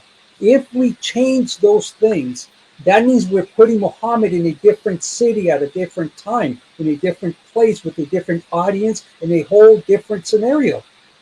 It breaks down the entire system when you don't have a real, true, accurate chronology.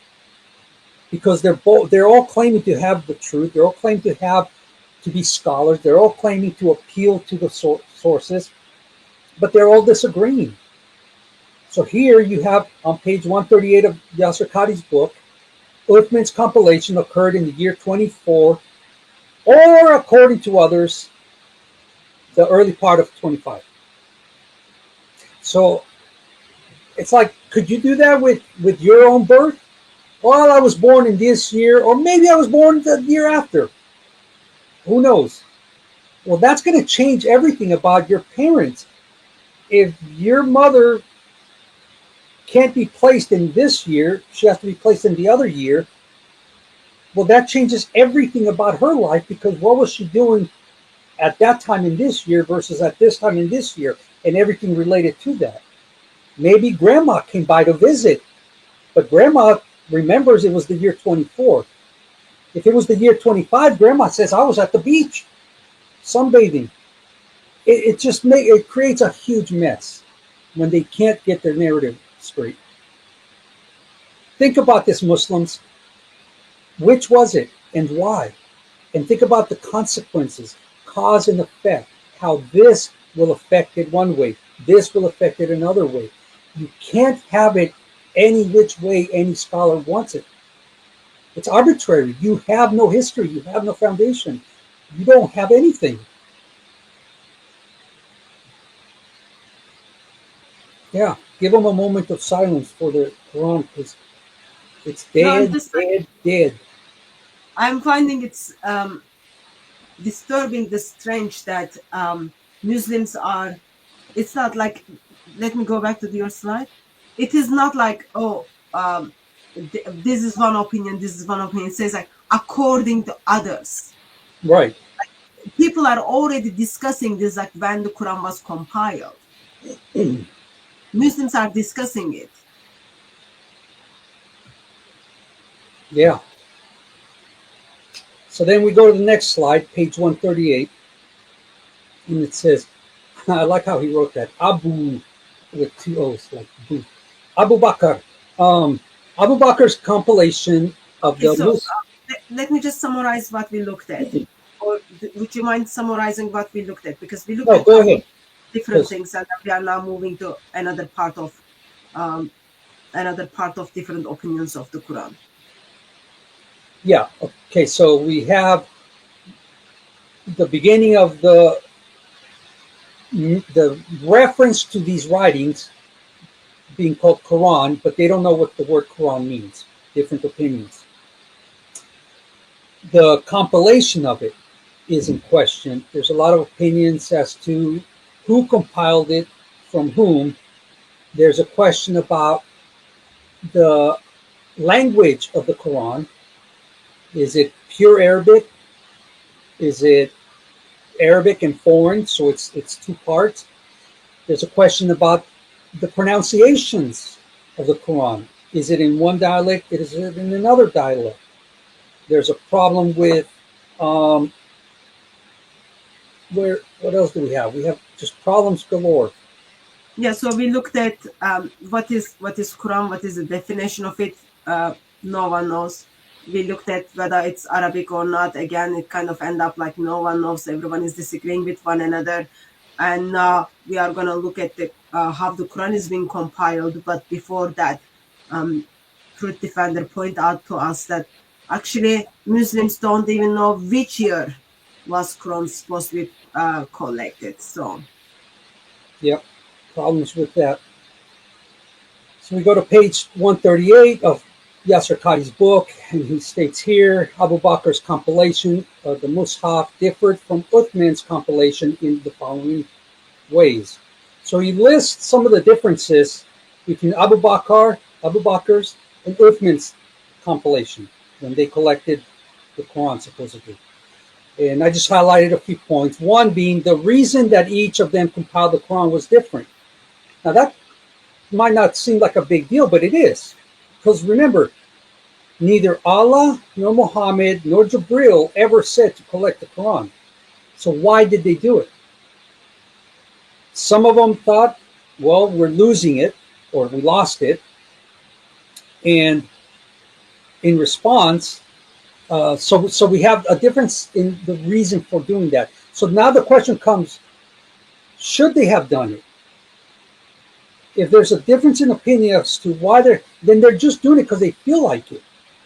Should there be a Quran the way we see it today in existence, not according to Allah, not according to Muhammad, not according to Jibril?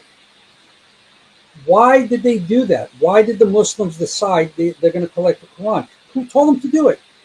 It's not their business to do that and take it upon themselves. Didn't they trust in Allah to preserve it in their hearts? Didn't they trust Allah to preserve it in whatever copies were in existence? Didn't they just trust their deity? Was it meant to be preserved? That's another question. Did Allah obviously didn't want the other writings to be preserved. Why should this one be any different? He failed with the Torah. He failed with the Zabur. He failed with the Injil. He failed with the writings of all the other peoples of the world because supposedly every nation had its own prophet and its own book. So Allah so far did not care to preserve any writing that he ever revealed or any book. Why should this one be any different? Why did these Muslims, after their prophet, decide, let's do something Allah has never done before, never ordered us to do, never was able to do? Let's preserve it. If I remember correctly, that goes under the Buddha. That's something Muhammad didn't do it, yet Muslims choose to do it because Innovation. even in the Hadith, it says like, how can I do something that Prophet didn't do? So Buddha, Islam is the religion of this Buddha. And you've got tradition talks about like Buddhists are not going to be forgiven, all that. But yeah, very much messed up. So now we've got, God knows what was the reason that they compiled the Quran. Wow. Well, we're given some reasons. Abu Some Bakr, reason, we don't know the reason. right, these are speculation. Yeah. So they speculate Abu Bakr compiled the Quran in response to the large number of deaths, which we mentioned earlier, of those who had memorized the Quran and in fear of its being lost. Uthman, on the other hand, compiled the Mushafs in response to the inauthentic recitations. Did you hear that, Hatun? His reason for collecting it was in response to the inauthentic recitations that newcomers to Islam who were ignorant of the Arabic of the Quran were reciting. Is he telling us that there were false Qurans running around? So when you look at the story of Yamama, you get to Who's see mama? Yamama in the Battle of Yamama. So when you look at that, you get to see, because the way Muslims are, so both of them are Muslims. It's not like new converts at all. Muslims are reciting the Quran, but they are reciting so differently that one group of Muslims is calling other group of Muslim disbelievers kafir. It's just so different. Like they've got different Quran, this group has different Quran, therefore they are calling one another kafir. So that's kind of, I think in here, they are trying to say that's the response to the unauthentic recitation.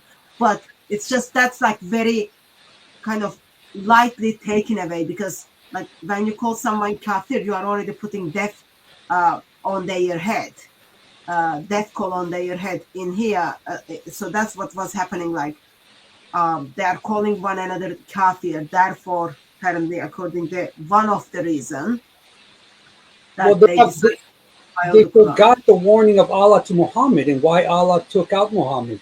If you invent something that I did not say, I will take you by your right hand and I will sever your aorta.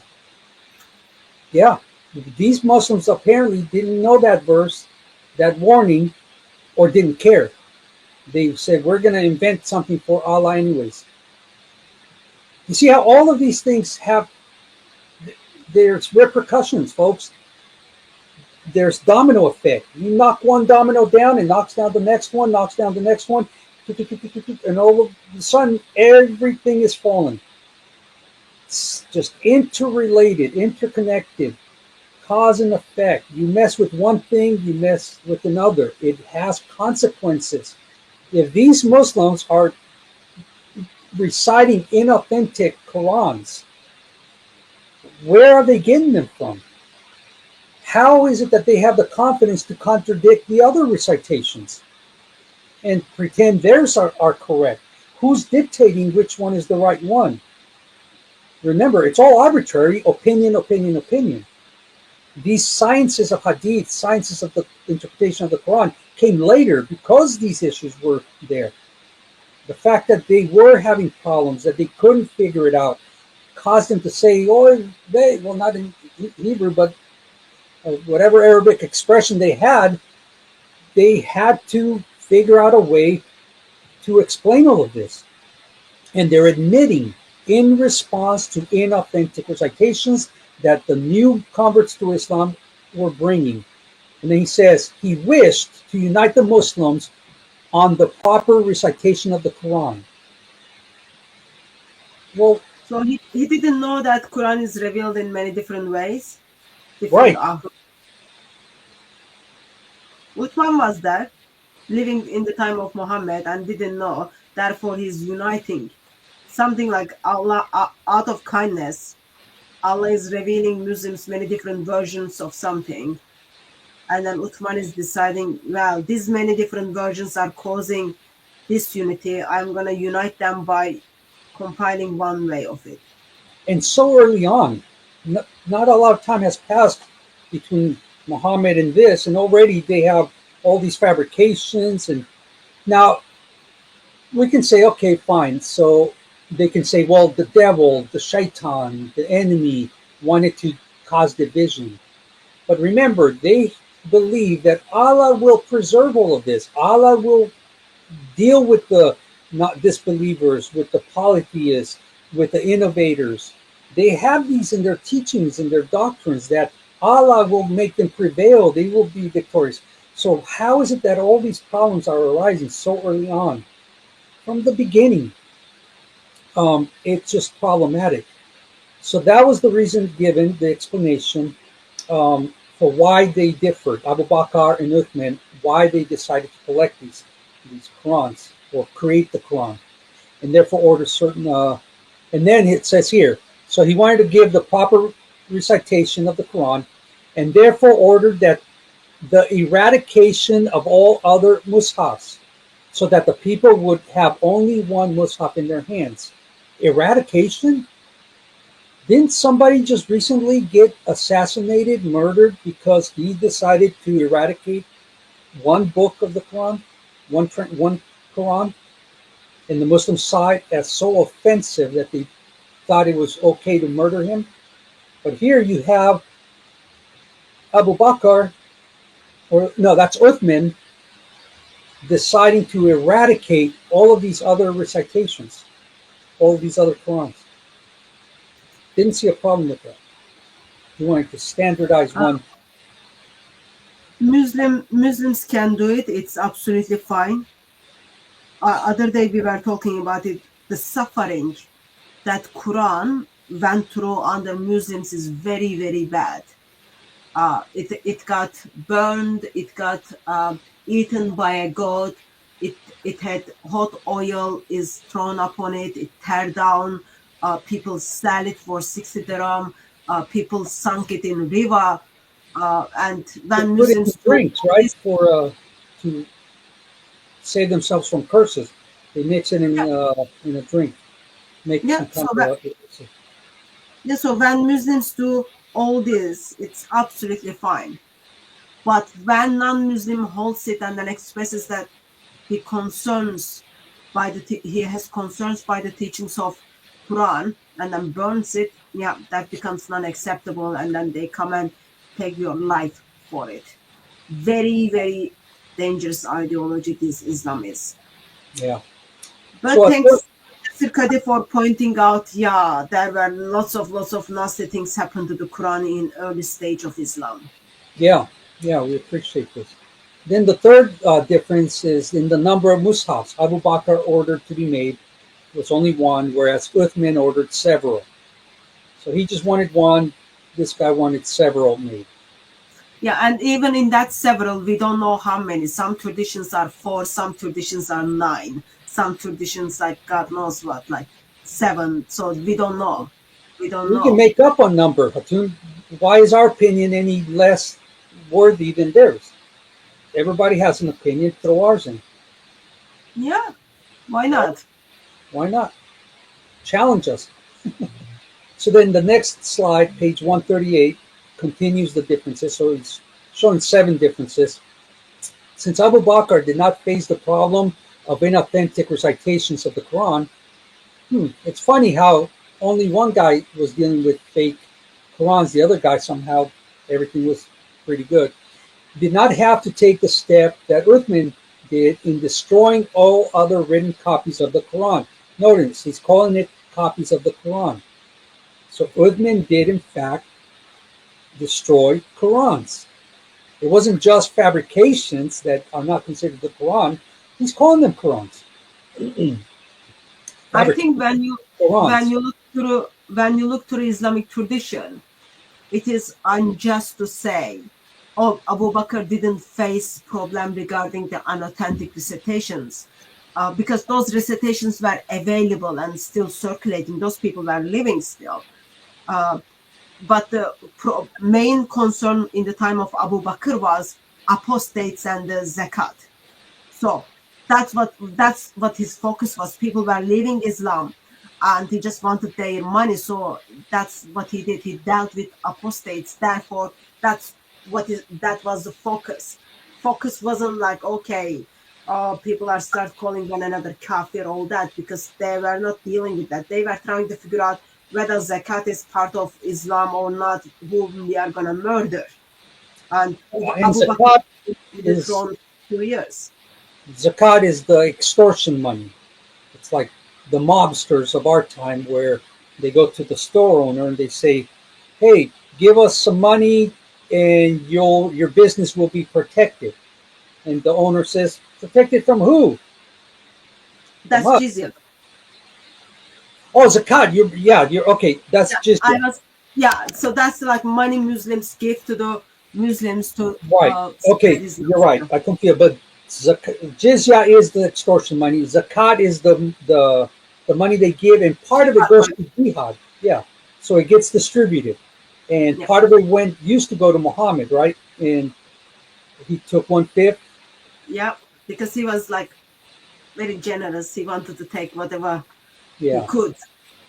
yeah. And then they want to say, "Oh, poor Muhammad. He was not wealthy and he lived a humble life." Well, out of the plunder, he received 1/5. That was Allah's share that went to Muhammad apparently.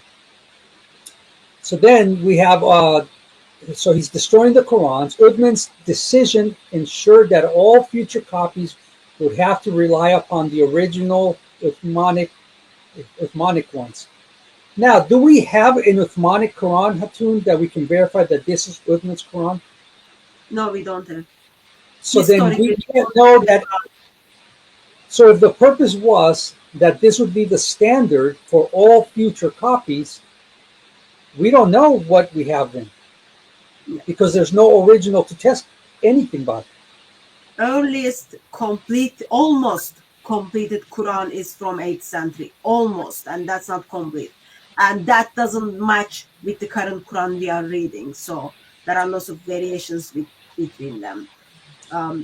We don't even know when is the earliest perfect Hafs Quran that matches with our current Quran. That's like another thing. But yeah, so even though you pointed out a little bit earlier, Uthman sent several copies to the different cities with individuals who memorized the Quran, we still don't have his copies that we cannot compare what was it in it. But Uthman's decision was to ensure that all future copies would have to rely upon the original. So he failed in his decision, his plan to have a standard that would be used for all future Qurans and copies. Gone. So one of the things we see is in 900s that there are different Arabic Qurans with the different chapter numbers, different verses are circulating. So Uthman is doing this in 600s, 652 to 53 to 55, God knows, they don't even know the date. But so this is happening in mid 600s.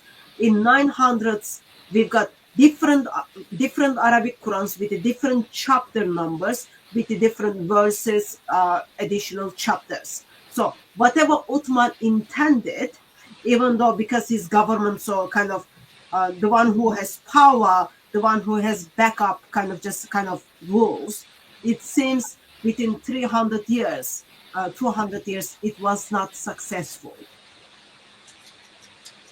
Such a shame. Wow. So then number 6, Abu Bakr's Mus'haf, according to one opinion, not a fact, not according to history, verifiable proofs, not according to Allah, not according to Muhammad, not according to Jibril, according to opinion. Opinion seems to be king here. Opinion is the standard for everything. So Shadi Nasir talks about how scholarly opinion overrides very basics of Islam. Sheikh opinion. So And now like you are pointing out, yeah, opinions are simply individual's opinion is simply deciding what Islam is gonna be. mhm. So Abu Bakr's Mus'haf, according to opinion, did not concern itself with arranging the surahs properly. So he didn't care how he put it together. So the first to the last, to him it didn't matter. He just put it all mishmash. Uthman, on the other hand, arranged the surahs and verses in their proper arrangement. Now, how would he know what the proper arrangement is? What dictates that? Allah knows best. Yeah.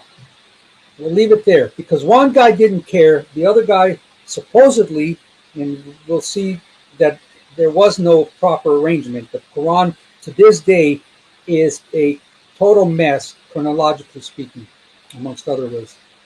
And then number 7, according to some, oh, here we go. According to Charlie around the corner, or according to Abu, next door. So according to some, the Mus'haf of Abu Bakr was written to preserve all 7 ahruf. But the Mus'haf of Uthman only included 1 harf and left out the other 6. This opinion, however, does not have any basis to support it.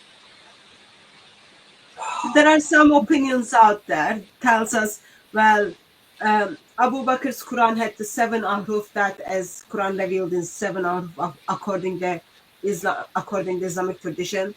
Uthman got rid of that 6 ahruf and then he just had 1.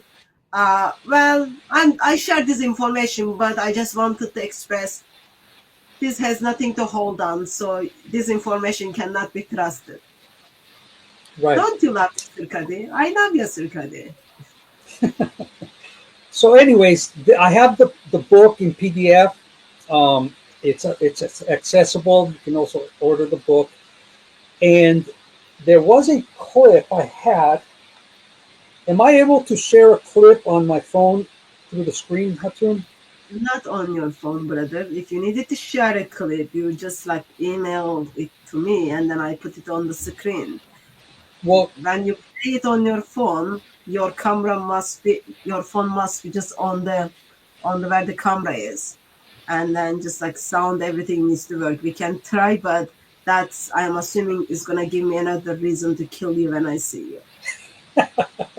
because I didn't get a timestamp on the video.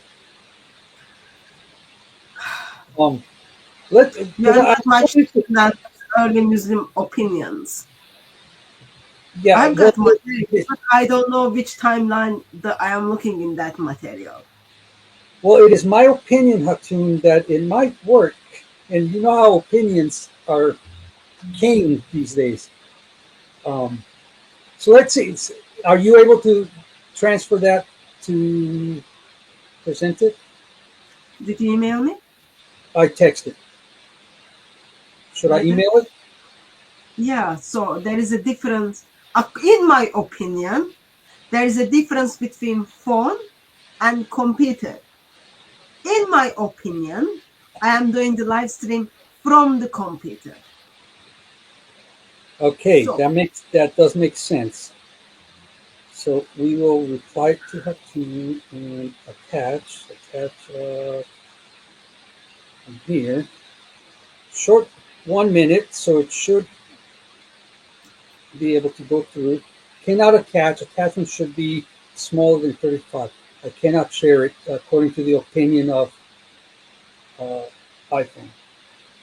Okay, then let's move on. So Let's what move is on. the Well, what it was saying is it's Shabir Ali is reviewing the book. He's had it for some time, and the question is asked because he did a whole series on reviewing books, and one of the questions at the end is usually, did you have any issues with the material or book?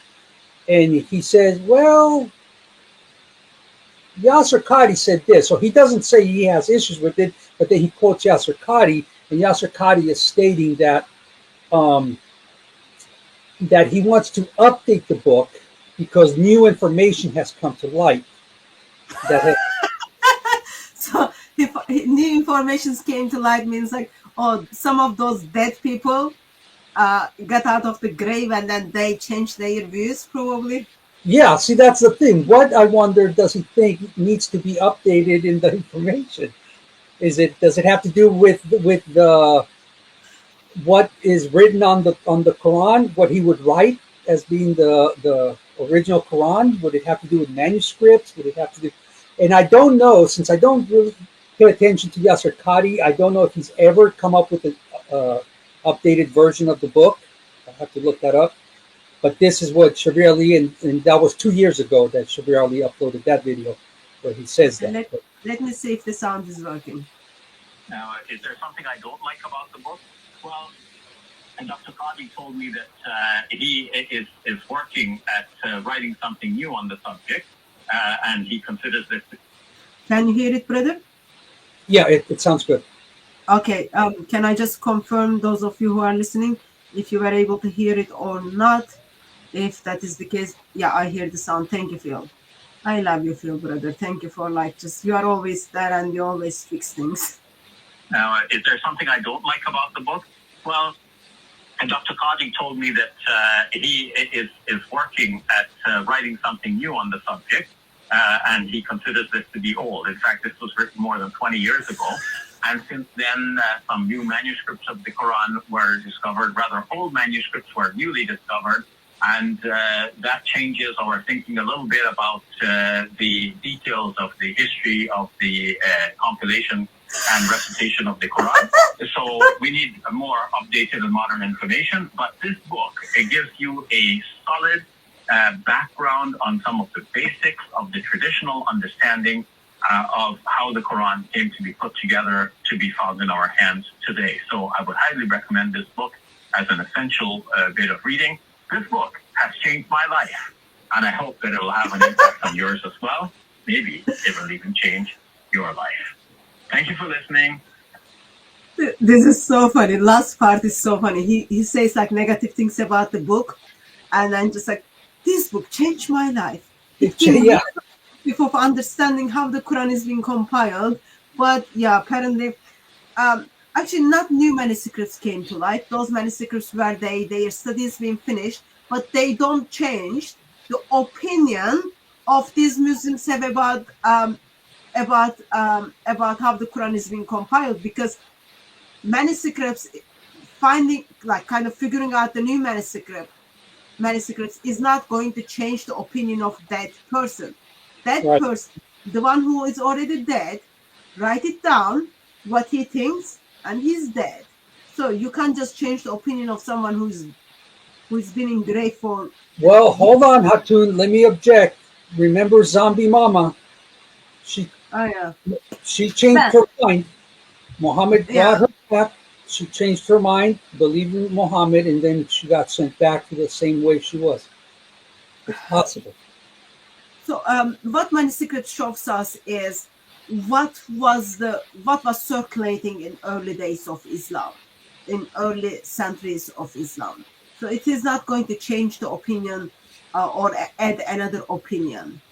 And book is not mainly focused on the manuscripts. Book, like part about manuscripts is very little. I think 1 chapter or something. The rest is all about like, oh, what are the other opinions? But as Shabir Ali expressed, the book changed his life. And he hopes it will change our lives. Yeah. Well, I hope so too. I hope Muslims are paying attention and this does change your life, that you realize what a mess this Quran is, whatever that is. Because it is life-changing. If you follow what we're presenting here and you understand the issues, it should change your life. You should make a life-changing alteration. A lot of alterations, changes. Turn to Christ. Turn to the one revelation that has not had these issues. The biblical revelation of the true Word of God that has the gospel that can save your soul. Humble yourselves. That's what the Lord calls. The Bible says God resists the proud, gives grace to the humble. If you humble yourself before the living God and call upon his name, you will be saved. This Quran that you have in your hands, Muslims, is an absolute disaster. According to your scholars, according to your own masters of the sciences of Hadith and Quran and Tafsir and Sirah, change your view. Let it change your life. According to some opinions, brother. According to some opinions. So Strongest that opinion. now, According the strongest opinion. now that was only a little bit of the book. Remember, so I had to stop because I thought I can keep going with this stuff. All these issues. And it's an interesting title that he gives because I have another book here that's got a very similar title. Where did my books go? I know I had more books than this. I am missing books, Hakeem. Where are they at? Okay, let's forget about it. But I have another book with a similar title, The Sciences of the Quran. And in it, it gives a lot of information concerning the oh, here it is. I had it in my hand. I showed this before. The perfect sciences, the perfect guide to the science of the Quran. And in it, it has example after example after example, naming scholars and isnads agreeing. In other words, one scholar agreeing with another scholar, all the way of so many variant opinions about the issues of the Quran, such as when it was written, everything Yazir Qadhi's talking about. So I'm sure he probably read this book because I do see some similarities. I've read this book 1.5 times, and it's a very interesting book because it's just like Yazir Qadhi's honestly presenting the problems and presenting the stupid solutions that are just opinions. This book does the same thing. And it shows you that the chronology of the Quran is a problem because there are chapters in the Quran where not the entire chapter was given in Mecca or Medina, like I mentioned earlier. Some of the parts of the chapter are inserted because they were revealed somewhere else, which means you now ruin the flow of that context. And they're inserting something to either help the flow, correct the flow, or it's disrupting the flow where you're all of a sudden going, whoa, how did I end up over here in this context? It totally changed the flow. That's part of the problem. The other problem is when the revelations were given, when they were written down, who wrote them down, how was it preserved, was it preserved, and all of these different things. Now, obviously, like we saw here, they try to offer solutions. But you'll read this book and you'll see that the solutions they introduce are not helpful. They don't solve the problems. It's reasoning, rationalization, it's opinion. And I have a bunch of books on the subject of the Quran like this, and on the Hadith, same thing. This Quran is horribly, horribly written. The history of it is non-existent. It's a made-up history. Because whose opinion are you going to follow? Which scholars are you going to believe when you want to talk about the history of the Quran? Well, my sect believes this. My teacher, my scholar, or the one I follow believes this. But then there are these. Well, they don't even know what it means, though. But And then they don't know what it means. So that was just a taste and of Yazir Qadhi's book, and I liked it because he covered so many different points, so I appreciated that. And that's what we were able to. So many different opinions. So many different opinions, and like everybody has a nose, everybody has an opinion. So that's what we have here. Now, if we go down 2 more slides, we did talk about al-Nasikh wal-Mansukh, which is the abrogator and the abrogated, but I just want to give some examples of the Quran's abrogation. Let's see. Oh, okay. That one. Let's see. I'm just looking at my slides here. So I have those books here. Um, Actually, I have the PDF file of the book. And according to some Muslim commentators, more than 260 verses of the Quran have been abrogated.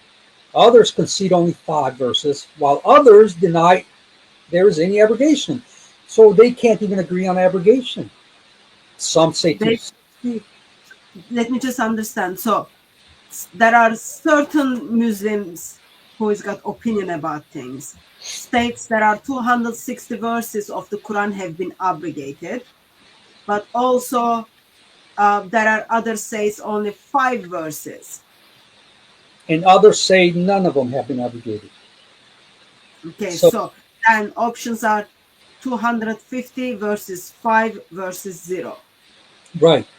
Thus, there is no general agreement as to what all the abrogated verses are, so they can't agree. This can become a point of confusion, as sometimes these abrogated verses deal with matters of life and death. For example, most scholars believe that the stoning verse, which we spoke about earlier, for adultery for married persons, which was once in the Quran, has been abrogated from recitation but remains in effect in the Sharia. So this is life and death here, folks, in some instances.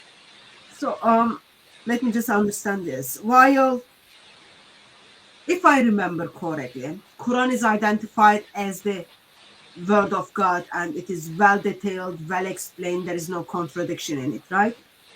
Supposedly. Yeah. And now as Allah kind of is revealing these verses through Gabriel, you've got certain opinions are telling us 260 verses of the Quran is being abrogated. Other opinion is 5, and another opinion is none of it is abrogated. So, am I right to assume that Allah, as He reveals this very clear book, does not state, here's the verse, I'm giving it to you, I'm going to abrogate it? Or He says, this verse is coming for the abrogation of this verse. Well, according to some of the narrations, they were situational abrogations. It was a convenient abrogation. There was a I don't know situation. what that means. Well, there was supposedly so Muhammad had a situation which needed a solution, and Allah revealed a specific verse that would cancel something he had already said or already did, and this was the Okay. abrogation. Or Muhammad might have forgotten that he said something earlier, and then he says something new that contradicts it, and instead of saying, "Oops, I made a blunder," he says, "Oh, this abrogates that." So the new revelation cancels the old one. That's a form of abrogation. Okay, so in that case, am I right to assume that earlier you expressed that Quran is the mother of the books? Yes, the Kitab. When Allah is abrogating things, Allah is just rewriting the mother of the books or redoing the mother of the books. Or if I also remember correctly, there are different opinions on this, whether the Quran is Exactly right. or not. So Yes. every time Allah is like meeting with the need of Muhammad or need of the situation, Allah is redoing His eternal word. Good question. I think there are various opinions on that, because how do they account for the different, for instance, the king or the lord of the King or the master. or the master? Which one is written? Because this is not just about punctuation or pronunciation. But that's not the obligation. That's like different Arabic Qurans. I guess like the example here you are giving is like very important. So like even like adult breast suckling. So think about it. Adult breast suckling verse reveals comes for 10 times, and then that is being abrogated to 5 times, but both of them not in the Quran, yet they have been practiced in some Muslim countries. Yes. Stoning to adultery. it is not in the Quran, but something happened that it's been abrogated with, let's say, lashes, then why it has been kind of put together in practice? Like, it just doesn't make sense to me. Like, you don't recite it, but you practice it. Right. So it stays in the Sharia, but it's removed from the text. Yeah, so was it removed from the mother of the books? Was it removed from the eternal tablets? And then just like something appeared in law? It just doesn't make it maybe because I'm a woman, it doesn't make sense to me, but don't know. What doesn't make sense to me? What does that say about me? It's it's a very irrational, it's incomprehensible, and they know this. They have an issue. You are taking it out of the Quran. You don't want people to recite, and yet you want people to recite, practice it. Mm-hmm. Yeah. So, so it is a problem because, like I said earlier, sometimes it's convenience. They will, for instance, with haram and halal, there are times something can be haram, forbidden, sometimes it's halal, and then it will switch depending on the situation. It's arbitrary. It's opinion. While people are kind of figuring out how many verses of the Quran is being abrogated, or whether it's abrogated or not, and then you point out if this is life and death matter, we got someone says, let's abrogate all of it and replace it with the Arabic Bible. Well, I am afraid that won't work because I don't think Yasir Qadhi cares that much about your opinion. Well, I do have the True Furqan here, which is a True Furqan.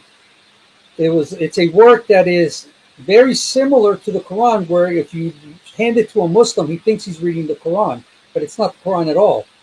It was done to show that the Quran can be replicated and meet the challenge of bring something like it.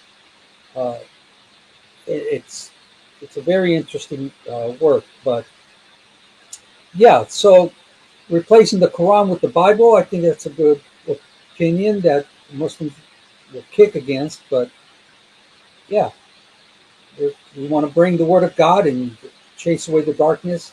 So I like that opinion. Now, solution to everything is Lord Jesus Christ. Solution to everything. So we don't know whether there is abrogation. We don't know if it is abrogated, how many verses are abrogated. Well, because there'll be different opinions about it. Okay.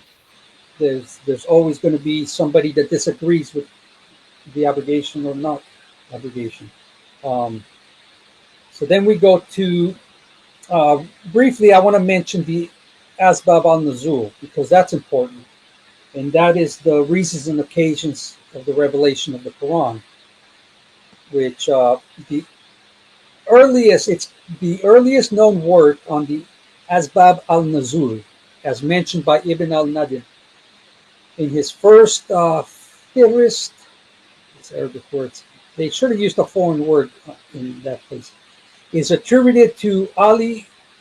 Anyways, the Sheikh of Imam al-Bukhari gave this book, which gives you the reasons and the occasions for the revelation. So in his opinion, this is why a certain verse was revealed and the occasion for why it was revealed, when, where, how. And these are important things, and I'll just reference one simple one because I do have the book here. And in it, there's a stern warning for every Muslim that talks about the Quran in the verses of the Quran. So whenever a Muslim argues with you about the Quran, a verse, the context, the content, remind him of this, what's in this book here, which is the reasons and occasions of the revelation of the Quran. And on page 10, it says this: the doctrine of Islam threatens the one who disregards or is ignorant of this science concerning the book with the punishment of hellfire. So any Muslim that is ignorant of the reasons and the occasions of the revelation of the Quran is threatened by hellfire or with hellfire, according to the highest authority on the subject. The introduction to the book here. Whenever Muslims argue with us about a verse in the Quran, that doesn't mean this, or it doesn't mean that, or that's abrogated, or it's not abrogated, and they haven't taken the time to find out from the tafsirs, from the hadiths, from the sunnah, from the scholars, if what they're presenting is true to their strongest opinions of their scholars, they're putting themselves in danger of hellfire according to their own scholars. One of the oldest and most authoritative works on the subject. So Muslims, stop arguing with us out of ignorance. Don't give us your opinion. Give us the opinion of your masters, of your scholars. Because if you disagree with them, they are saying you're in danger of hellfire. So stop doing that. Just because you don't like what you're hearing, you don't like the way it sounds. So Muslims should just really just zip, go do their homework, then come back with knowledge. At least give us the opinions of your best scholars. Don't give us your opinions. That's what we're dealing with here, opinions. So give us the best opinions, not yours. Unless you think your opinion is better than their opinions. And see what a problem this is? It's a huge mess. Well, who to decide whose opinion is better? It's very subjective thing. Yeah. Ibn al-Nadim, in his book Index, he talks about how he sees, if I remember correctly, how he sees like in 900s that there are different Arabic Qurans. He's still like seeing Ibn Masud's Quran, all that. That book like very, very helpful. Get it and read it. Those who are interested in completion of the Quran. Yeah. Which slide are you on? Let me see. Okay, if you go down, Slide number 22 out of 54. if you go down 1, 2, 3 slides concerning the 6 verses in the Quran. Yeah, I just want to, I won't read them, but just so people can have the references to the Quran, to its own claim of abrogation. These are the verses that they would appeal to. And then the following slide are some examples of abrogation. And this would be concerning the relationship with the Christians, jihad, adultery, the percentage required for victory. So you have Surah 582, for instance, concerning relations, and 54. So in some cases, it cancels both the written words and their application in daily life. And that would be Surah 53:19. And then the second point I have here says it cancels the application, but still allows the written word to be recited. So you can recite it, but the application of it is canceled. And then another way of doing it is it cancels the recitation, but enforces the belief. So there's But still that's practicing opinion, right? things. I'm sorry? That's just an opinions, right? Yeah, opinions again. And then the next slide will give you a bunch of examples, and I'll give you the abrogator and the abrogated on that. And so there you guys can screenshot that, look through the reference, and ask the Muslim, which one should we follow and why? Who decided that this should abrogate that? And that's on different subjects. And there are a bunch of these. There's just so many. And then the next slide, I believe it's according to Ibn Kathir, where 71 out of 114 chapters, meaning 92.8% of the Quran, has actually been abrogated. Even just the ayah of the sword, Surah Surah 9. 9:5, abrogates all the peaceful verses. So any verse that talks about peace, harmony, unity, friendship, coexistence, such and so forth, any kind of reference like that is abrogated by the fact that Muhammad said, fight and kill the disbelievers wherever you find them, lie in wait for them in every stratagem of war. But if they repent and pay the jizya, then their property and their lives will be safe. Something to that effect. So this abrogates a ton of the Quran. But because it's opinion, there are times where the Muslims will, for the sake of deception, jihad, political jihad, verbal jihad, they will deny that and practice the peaceful verses, waiting for the time where they can apply the jihad of the sword. Because according to Ibn Taymiyyah, Sheikh al-Islam, there's the jihad of the pen, the jihad of the mouth, the jihad of the sword. And each one has its place and time for when they can bring that out. And in my Quran, actually, wherever I have it, I have an appendix that talks about jihad, and it just praises jihad, and it gives you the different strategies of application. They've since discontinued that Quran with the appendix in it, and I've tried everywhere to find it online, to find it in bookstores, and they pulled it out. And Jarir from Jarir Bookstores told me they pulled that. But I have a copy where it has the appendix on jihad in the back of the Quran, and it's just praising jihad and the jihad of the sword and all of that. It's an explanation by Ibn Taymiyyah, Sheikh al-Islam. So very problematic, this concept of abrogation, because it allows a Muslim to apply something at one time and not apply it on another, and it's just a mess. Because it seems to me, because early Muslims were having different opinions regarding obligation, all other things. Therefore, today, followers of Islam are not very clear that they pick and choose opinions. You get to meet with people who says, "Oh, your religion is to you, my religion is to me," versus other Muslim comes after you because you are people of the book or you are pagan. Islam, God of Islam didn't make things very clear for people. Mm-hmm. Yeah. I included one verse. I didn't get a chance to get into it, but it's Quran chapter 15, verses 90 and 91, where it talks about, as we have sent down on the dividers who have made the Quran into parts. I just want to reference that for everybody to go do their study on it, because it seems to be implying that the Quran was fragmented. The Quran was taken apart in that context. So just in passing, that's something for some homework for everybody to look into that verse. But if we keep going, I do have a screenshot of this book that I just showed. I didn't add anything to that. And then if we go down a little further, I have a slide, I think your slides are one off from mine. So I'm on slide 33 on my PowerPoint. I'm on slide 33 too, brother. Oh, okay. We're on the same page, Hatun. It's good to know. Okay, so the difference between Hadith and Sunnah. You know what? Let's skip that and go down 2 more slides. And this is just another work.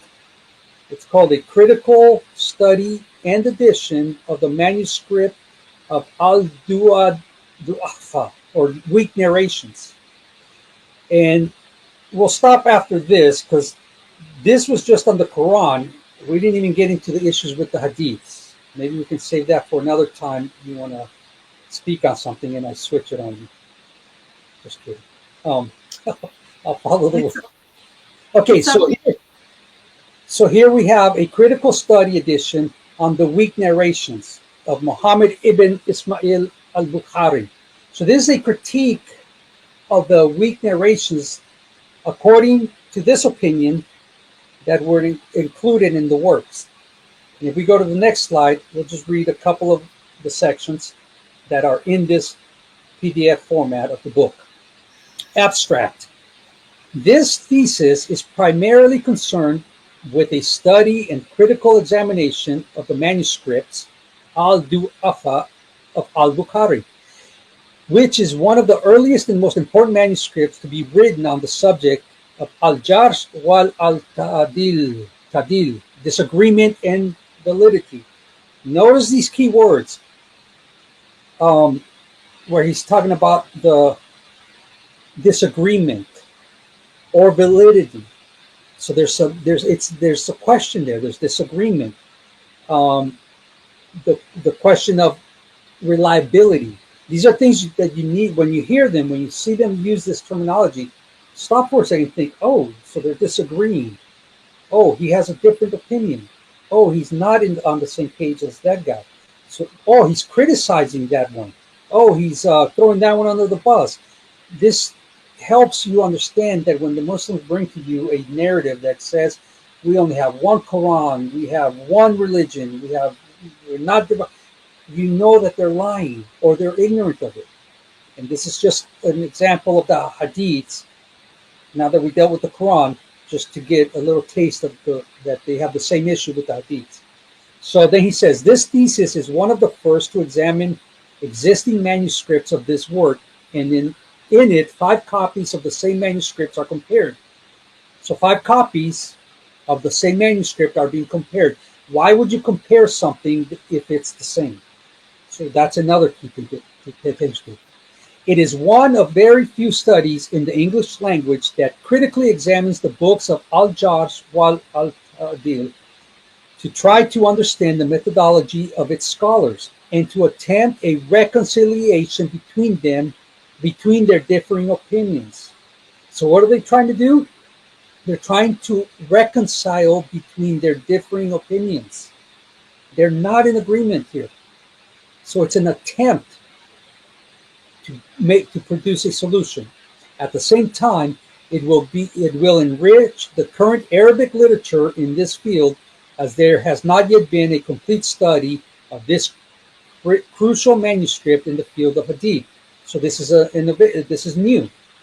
Why haven't they done this before? Why is this the first time this is happening? Next slide. It continues. This thesis may be considered to be an exposition of 2 main points. Firstly, it collates and critically examines the terms of disagreement that have been used by al-Bukhari or transmitted by him from his teachers. So he's saying Bukhari transmitted points of contention, things that weren't in full agreement, or he simply transmitted those from his teachers that were an issue. So he's saying, so there isn't unanimity with the teachings or the narrations of Bukhari.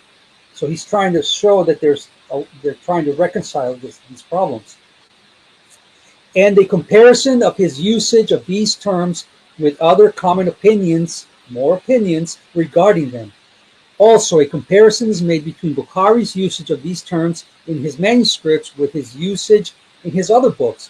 Secondly, it involves a presentation of the manuscript, and I'll stop reading it, in a clear academic fashion that makes it accessible to students and researchers of all backgrounds. This study makes apparent the great importance of the manuscript.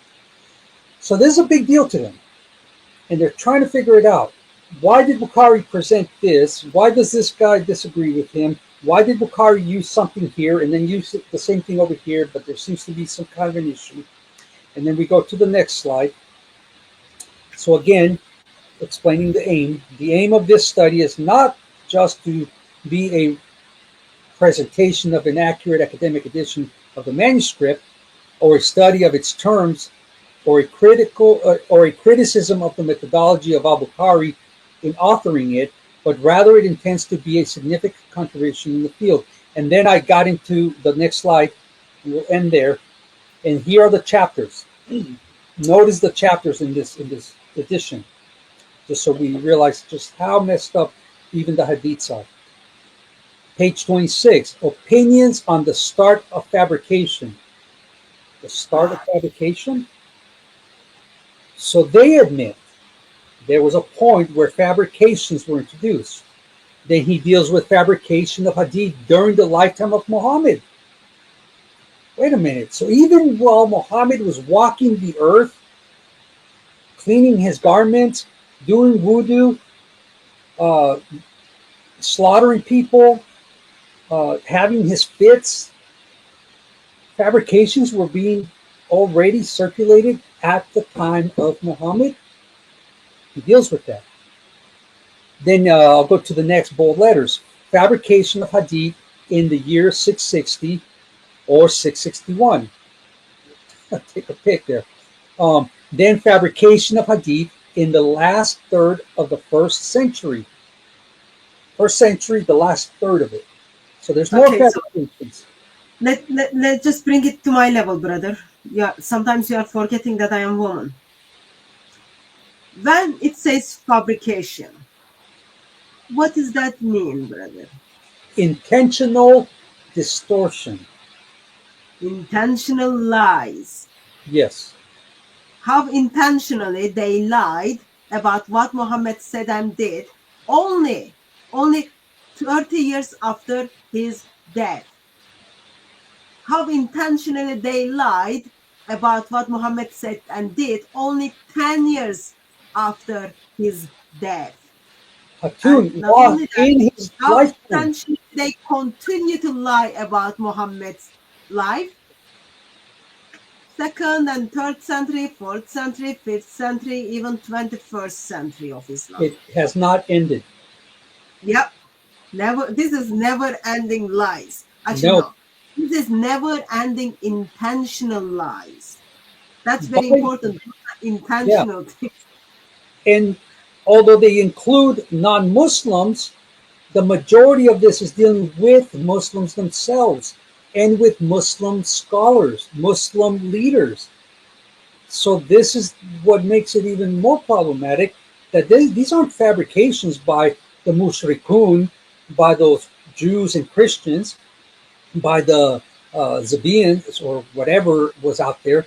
This is the followers of Muhammad that basically worship him. They are the fabricators. They are the ones that are innovating. They are the ones that are throwing in opinions that are contradictory to one another. They're the ones that are fighting. They're the ones that are murdering each other. What is going on here? And then down here we see chapter 2 shows that causes for the appearance of fabrications in hadith. So he deals with the causes. We've got people who intentionally lied about Muhammad, who is intentionally lying and creating different version of things or another version of things. But that's okay. Once we find the cause of this, we will fix it. Yeah. And some of the causes are mentioned: the heretics, the storytellers. So these were the ones that would go around telling the stories about Muhammad and his life and practice, and the partisanship. So you have the divisions, the schisms, or the companions. Everyone is guilty here. Remember, No one. they were Nobody. There was nobody that didn't fabricate. Everybody was throwing in their opinions and fabrications. It seems like good very golly. innocent, very innocent thing to do. Yeah. So that's just to whet your appetite, kids, concerning the fact that when it gets to the hadith, it's no better than the Quran. Which is funny, because it's like, if the Quran is the ultimate standard, the ultimate book, the ultimate revelation, we shouldn't expect the Quran to be any better preserved, right? Wouldn't it be wild to say that the hadith had been preserved, but the Quran was not? So we would expect, if the Quran was fabricated, corrupted, innovated, abrogated, manipulated, such and so forth, what should we expect of the hadiths and anything below that? What a mess. And so I have a bunch of books on that, on the hadiths, and here, let me just flash a few. So these are all on the hadiths, just little booklets dealing with the science of hadith and mentioning stuff like this. They mention the innovators by name, the scholars, who they were arguing with, who they lied about, why they think they lied about them, the attempt to reconcile them. And I have more there. Muslims aren't reading these things. A lot of Christians, if you're going to get involved in debate with Muslims about this, read their material. Although I read Christians on these subjects, the majority of my information first comes from the Muslims themselves, so that I don't misrepresent them. I'm not going to innovate their works. I'll be better than they are about their own works. I'm going to present their works like I have done here, according to them. Just read it to them. Say, look, Yasser Qadi in his book said this. And he mentions a scholar. What do you say to that, Muslim? Look, Ibn Taymiyyah said this. Oh, Ibn Abbas said that. I'm quoting. I'm not inventing. And now they have to deal with their own issues in their own house, and they can't blame us for presenting them with what they themselves have introduced. Wouldn't you assume that since in Surah 69 that Allah is gonna, if Muhammad makes up something, invents something, Allah is gonna cut his ear off? Wouldn't you expect like Muslims to learn from that? Therefore, they don't invent things. Right, because remember, even Muhammad copied Allah, even though Muhammad didn't keep his part of the bargain with Allah because he did invent something. Muhammad also, according to a hadith narration, said that anyone who invents anything about him that he didn't say, they're going to have an issue. I'm just paraphrasing, but he said something similar to his followers that Allah said to him, according to the hadith. It seems clearly Muslims didn't learn, so they were intentionally making up things, and then at the end, the things we have in our hands, the reason we have them because opinions of other people lost and opinions and power of other people won. It seems that's the kind of how it ended up. Do you want to continue or? I think we're good because the next slides are just going to get into the hadiths. Let me see, and I think we'll be here another 4 hours. Let's see. Yeah, I think that should be fine. Okay, we stop there. Yeah, I think that'll be a good place to stop. Okay, it's been very concerning. 2 hours 46 minutes 44 seconds, brother. It's been very concerning in a sense that it breaks my heart to know that early Muslims don't even know what Quran is. It is concerning, breaks my heart to know that early Muslims are trying to find the right things to define what the Quran is. And they identify that, yeah, this is the very Arabic speech of Allah, yet different opinions try to justify it, try to discredit that, and then at the end, well, we don't know. You got to shrug your shoulder. You just say, opinions. But this is not like something, it's not like we are talking about like, oh, would you like your coffee black or with milk? It's not like something like that. So those are like very basics, like who decided what name of the Quran? Who decided like call this book Quran? Who knows what does it mean? Why it has been compiled? So like very, very basics. It's all matter of opinion, and whoever is in the power or whose opinion is being supported, identified as the strongest opinion, not because they kind of figured out historically that opinion is what it was, because there were powers behind these opinions, and then their opinions kind of made it to today.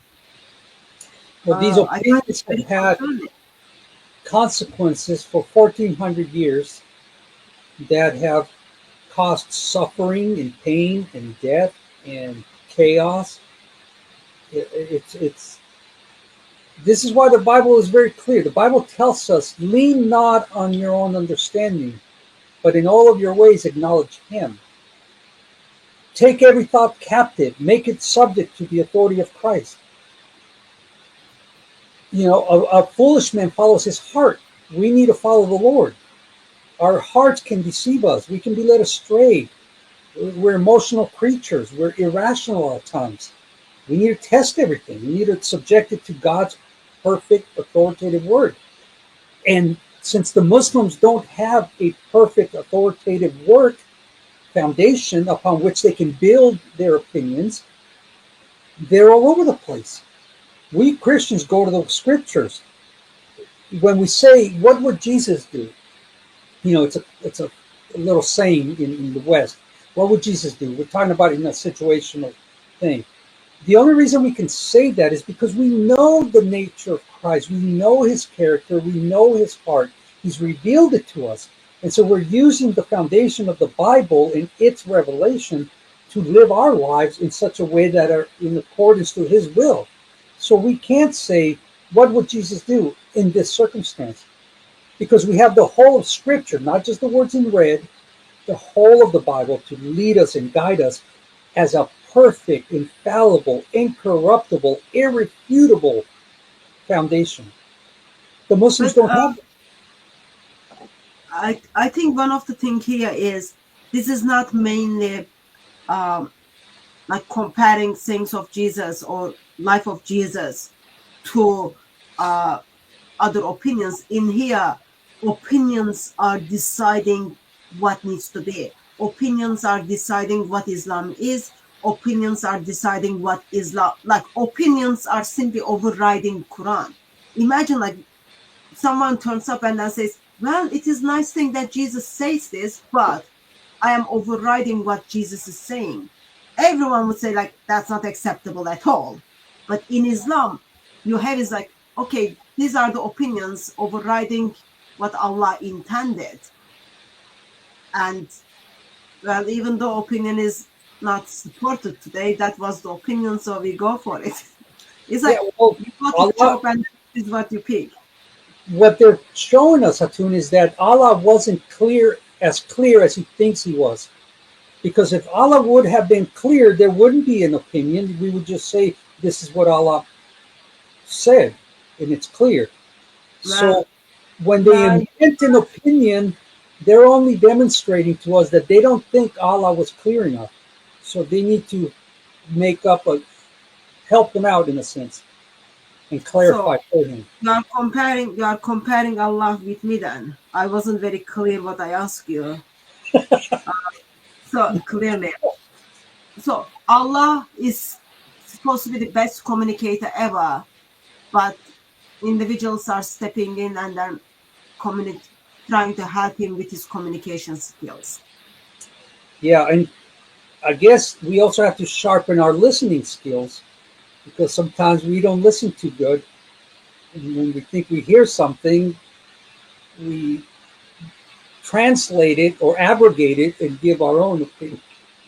Yeah, you fell into that. You fell into that one. Brother, do you know someone called Michael Clark? Did you hire this person to come and harass my live stream about He you? must be, in my opinion, he seems like a very good fellow. In my opinion, you hired this gentleman to jump into my live stream. Okay, so where do we end up now? So there are lots of different opinions on very basics of everything. Where to go from here? Well, I'm going to go get tacos, but to go as far as intellectually from here,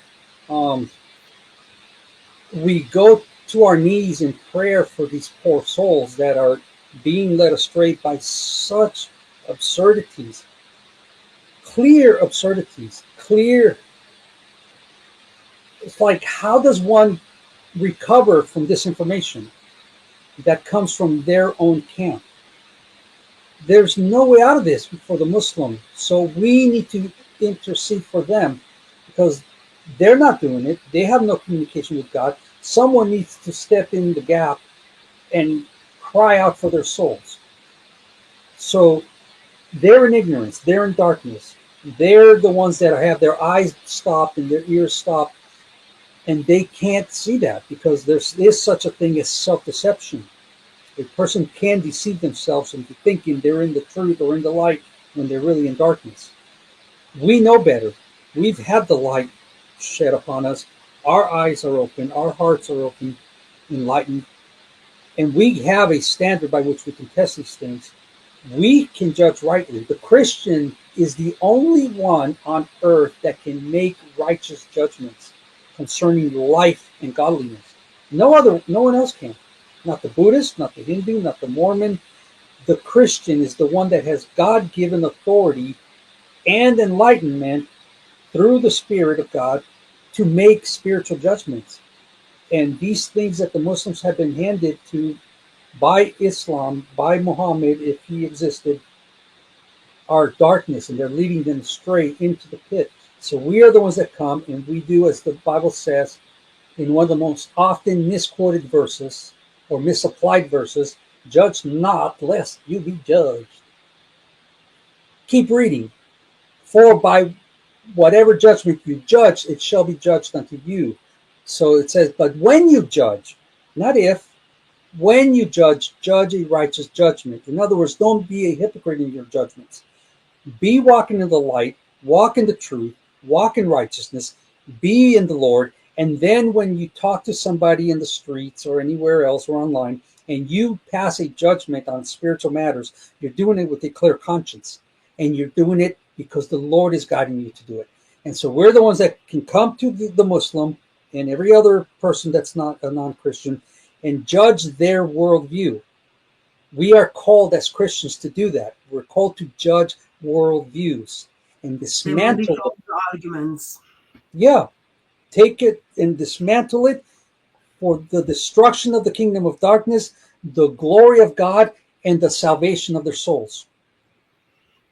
That's where we go. Okay. In my opinion. No, I'm kidding. It's good that you've got opinion on things. Truth Defenders, are you going to NAPC?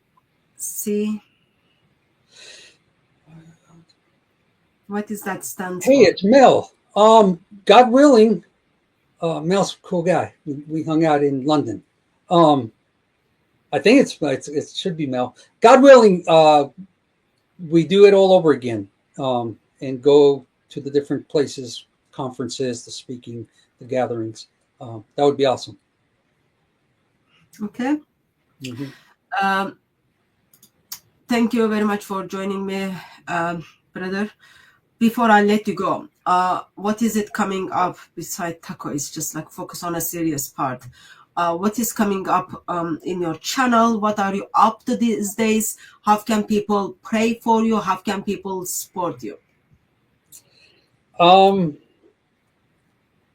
You shouldn't have said that I should be serious, Hatun. That strikes a funny bone. Okay, I'll be serious. My channel next, with your brother in Christ, we are going to deal with Isa of the Quran. We were going to do it last time, but we stayed with Joseph Smith's or the Mormon churches, which is a non-Christian cult, their concept of Jesus, what they introduce.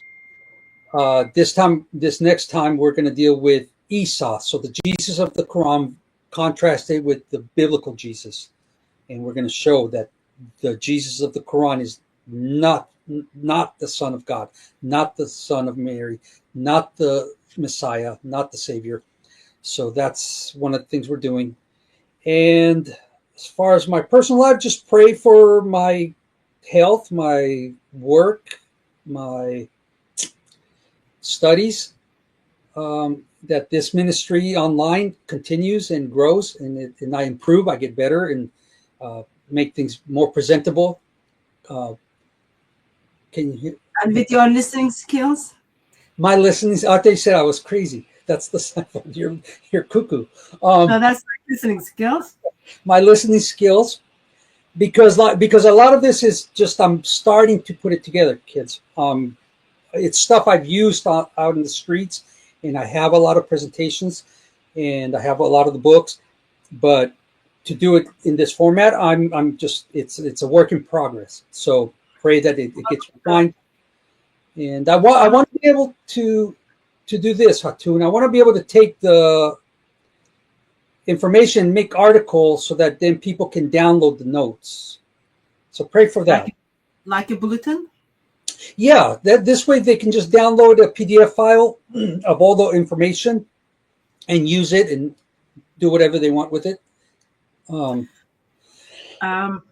would be helpful, I think. Phil, thank you very much for posting your Brothers in Christ channel. Please check that out, subscribe it if you haven't. And Truth Defenders, I put the link to your channel in my description. Thank you. If I am right, you are doing the live streams in your channel, right? Correct. Okay. Yeah. Okay. So you want to put this material in bulletin form, booklet form, for people to get access. How can people support you? Prayer. Pray. Yeah, that for wisdom. I need wisdom. That's for sure. Diligence, listening skills. Yeah. Okay. Thank you very much, brother. When is your next live stream? You said you got next live. You didn't give the date. We're doing it every 2 weeks. The last one was on the 3rd, so I'm assuming sometime On 17th. right around there, I think. Yeah. I can't see Okay. the calendar from here. Okay. Yeah. We keep eye on that. If anyone hasn't subscribed that channel, please check it out. Go and ask Truth Defenders to defend himself.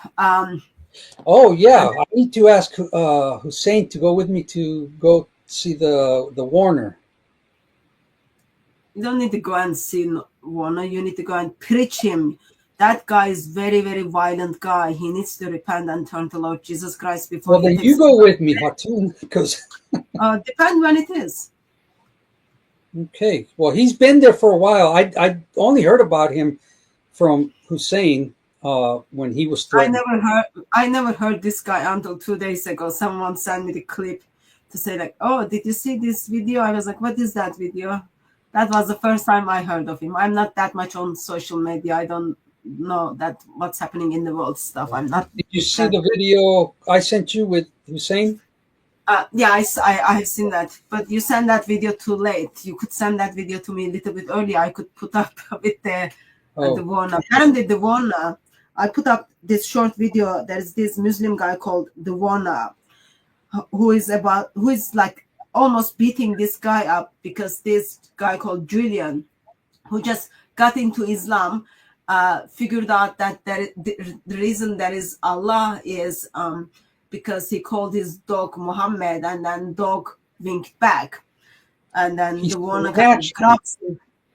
Yeah, grabs him. Like you can see, like the way he does it, like the table kind of moves stuff, all that very kind of not very wise to do. The Especially comparison in America. It was like grabbing a rag doll. It was the poor little guy just got pulled in, knocked onto the table, and this guy's just over him. Big guy.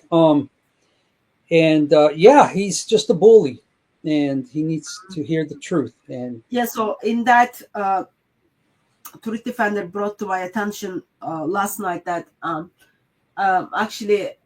he threatened brother Hussein Mashni and his wife as well. So what we learned from this is not only Muslims have lots of opinions about every basics, but they don't know anything about these opinions. Therefore, when they hear anything, what is the way to approach this? Violence. I've tasted one of those. I got punched in the jaw once by a Muslima. Long time ago. It's not only Muslim man, but Muslim woman. So yeah, she had a good. She was like a boxer or something. It's amazing that Islam doesn't kind of think that much about gender, doesn't care about that much gender, destroys every heart and every soul it touches, makes human beings men of violence and kind of not very good. Not only puts them in hell in for eternity, but destroys them. And this is why the freedom of speech is so important, folks, because when we have differences of opinions and we're not allowed to discuss them, all that happens is it gets bottled up, and it turns to frustration, turns to anger, animosity. And the only way to express it is violently, usually.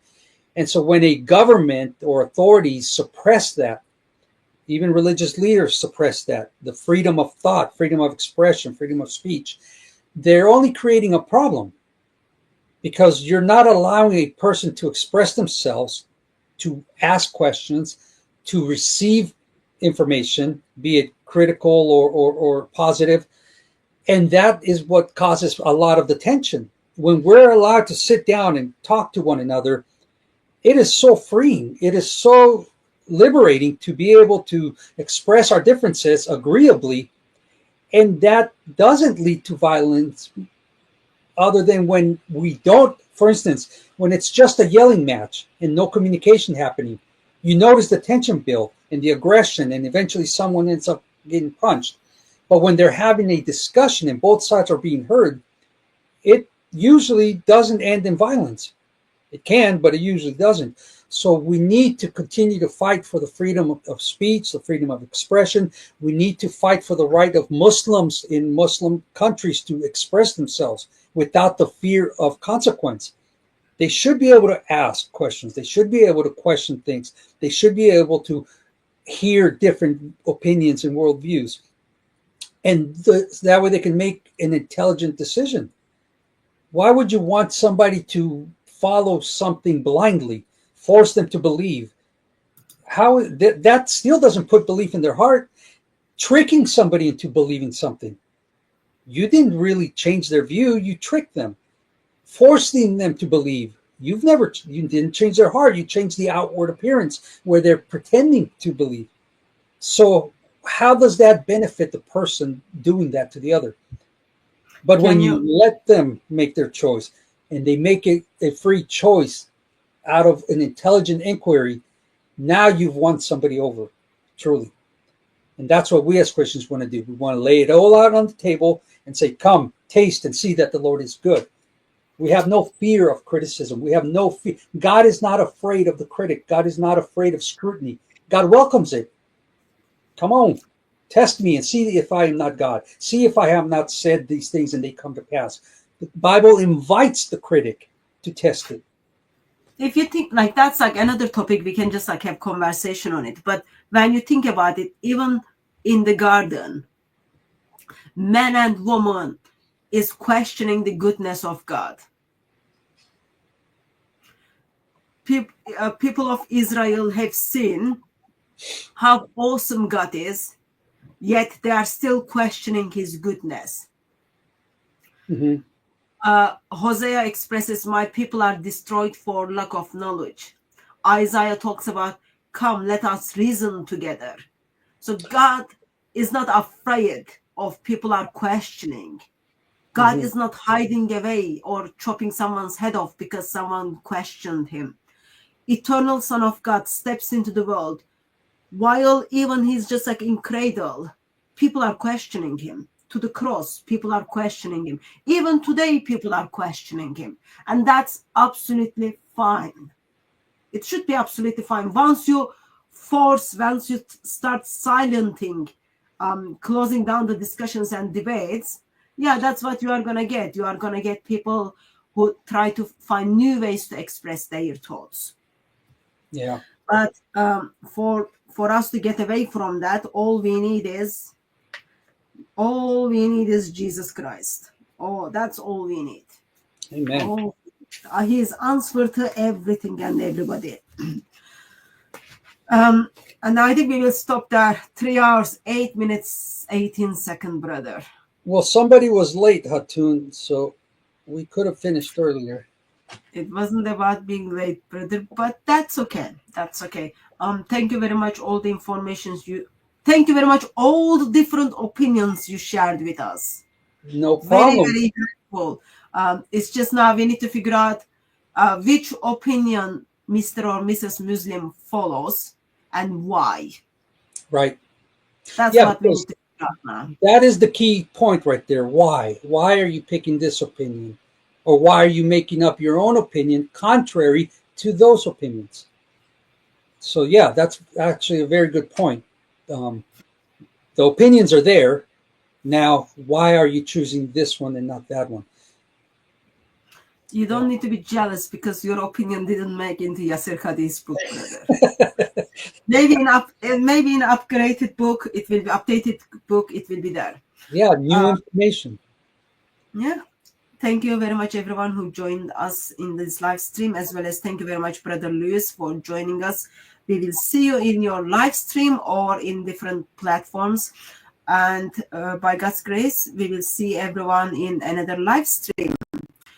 Meantime, as it's been expressed earlier, please pray for Jai's YouTube channel, as Sharia Trip is kind of after them.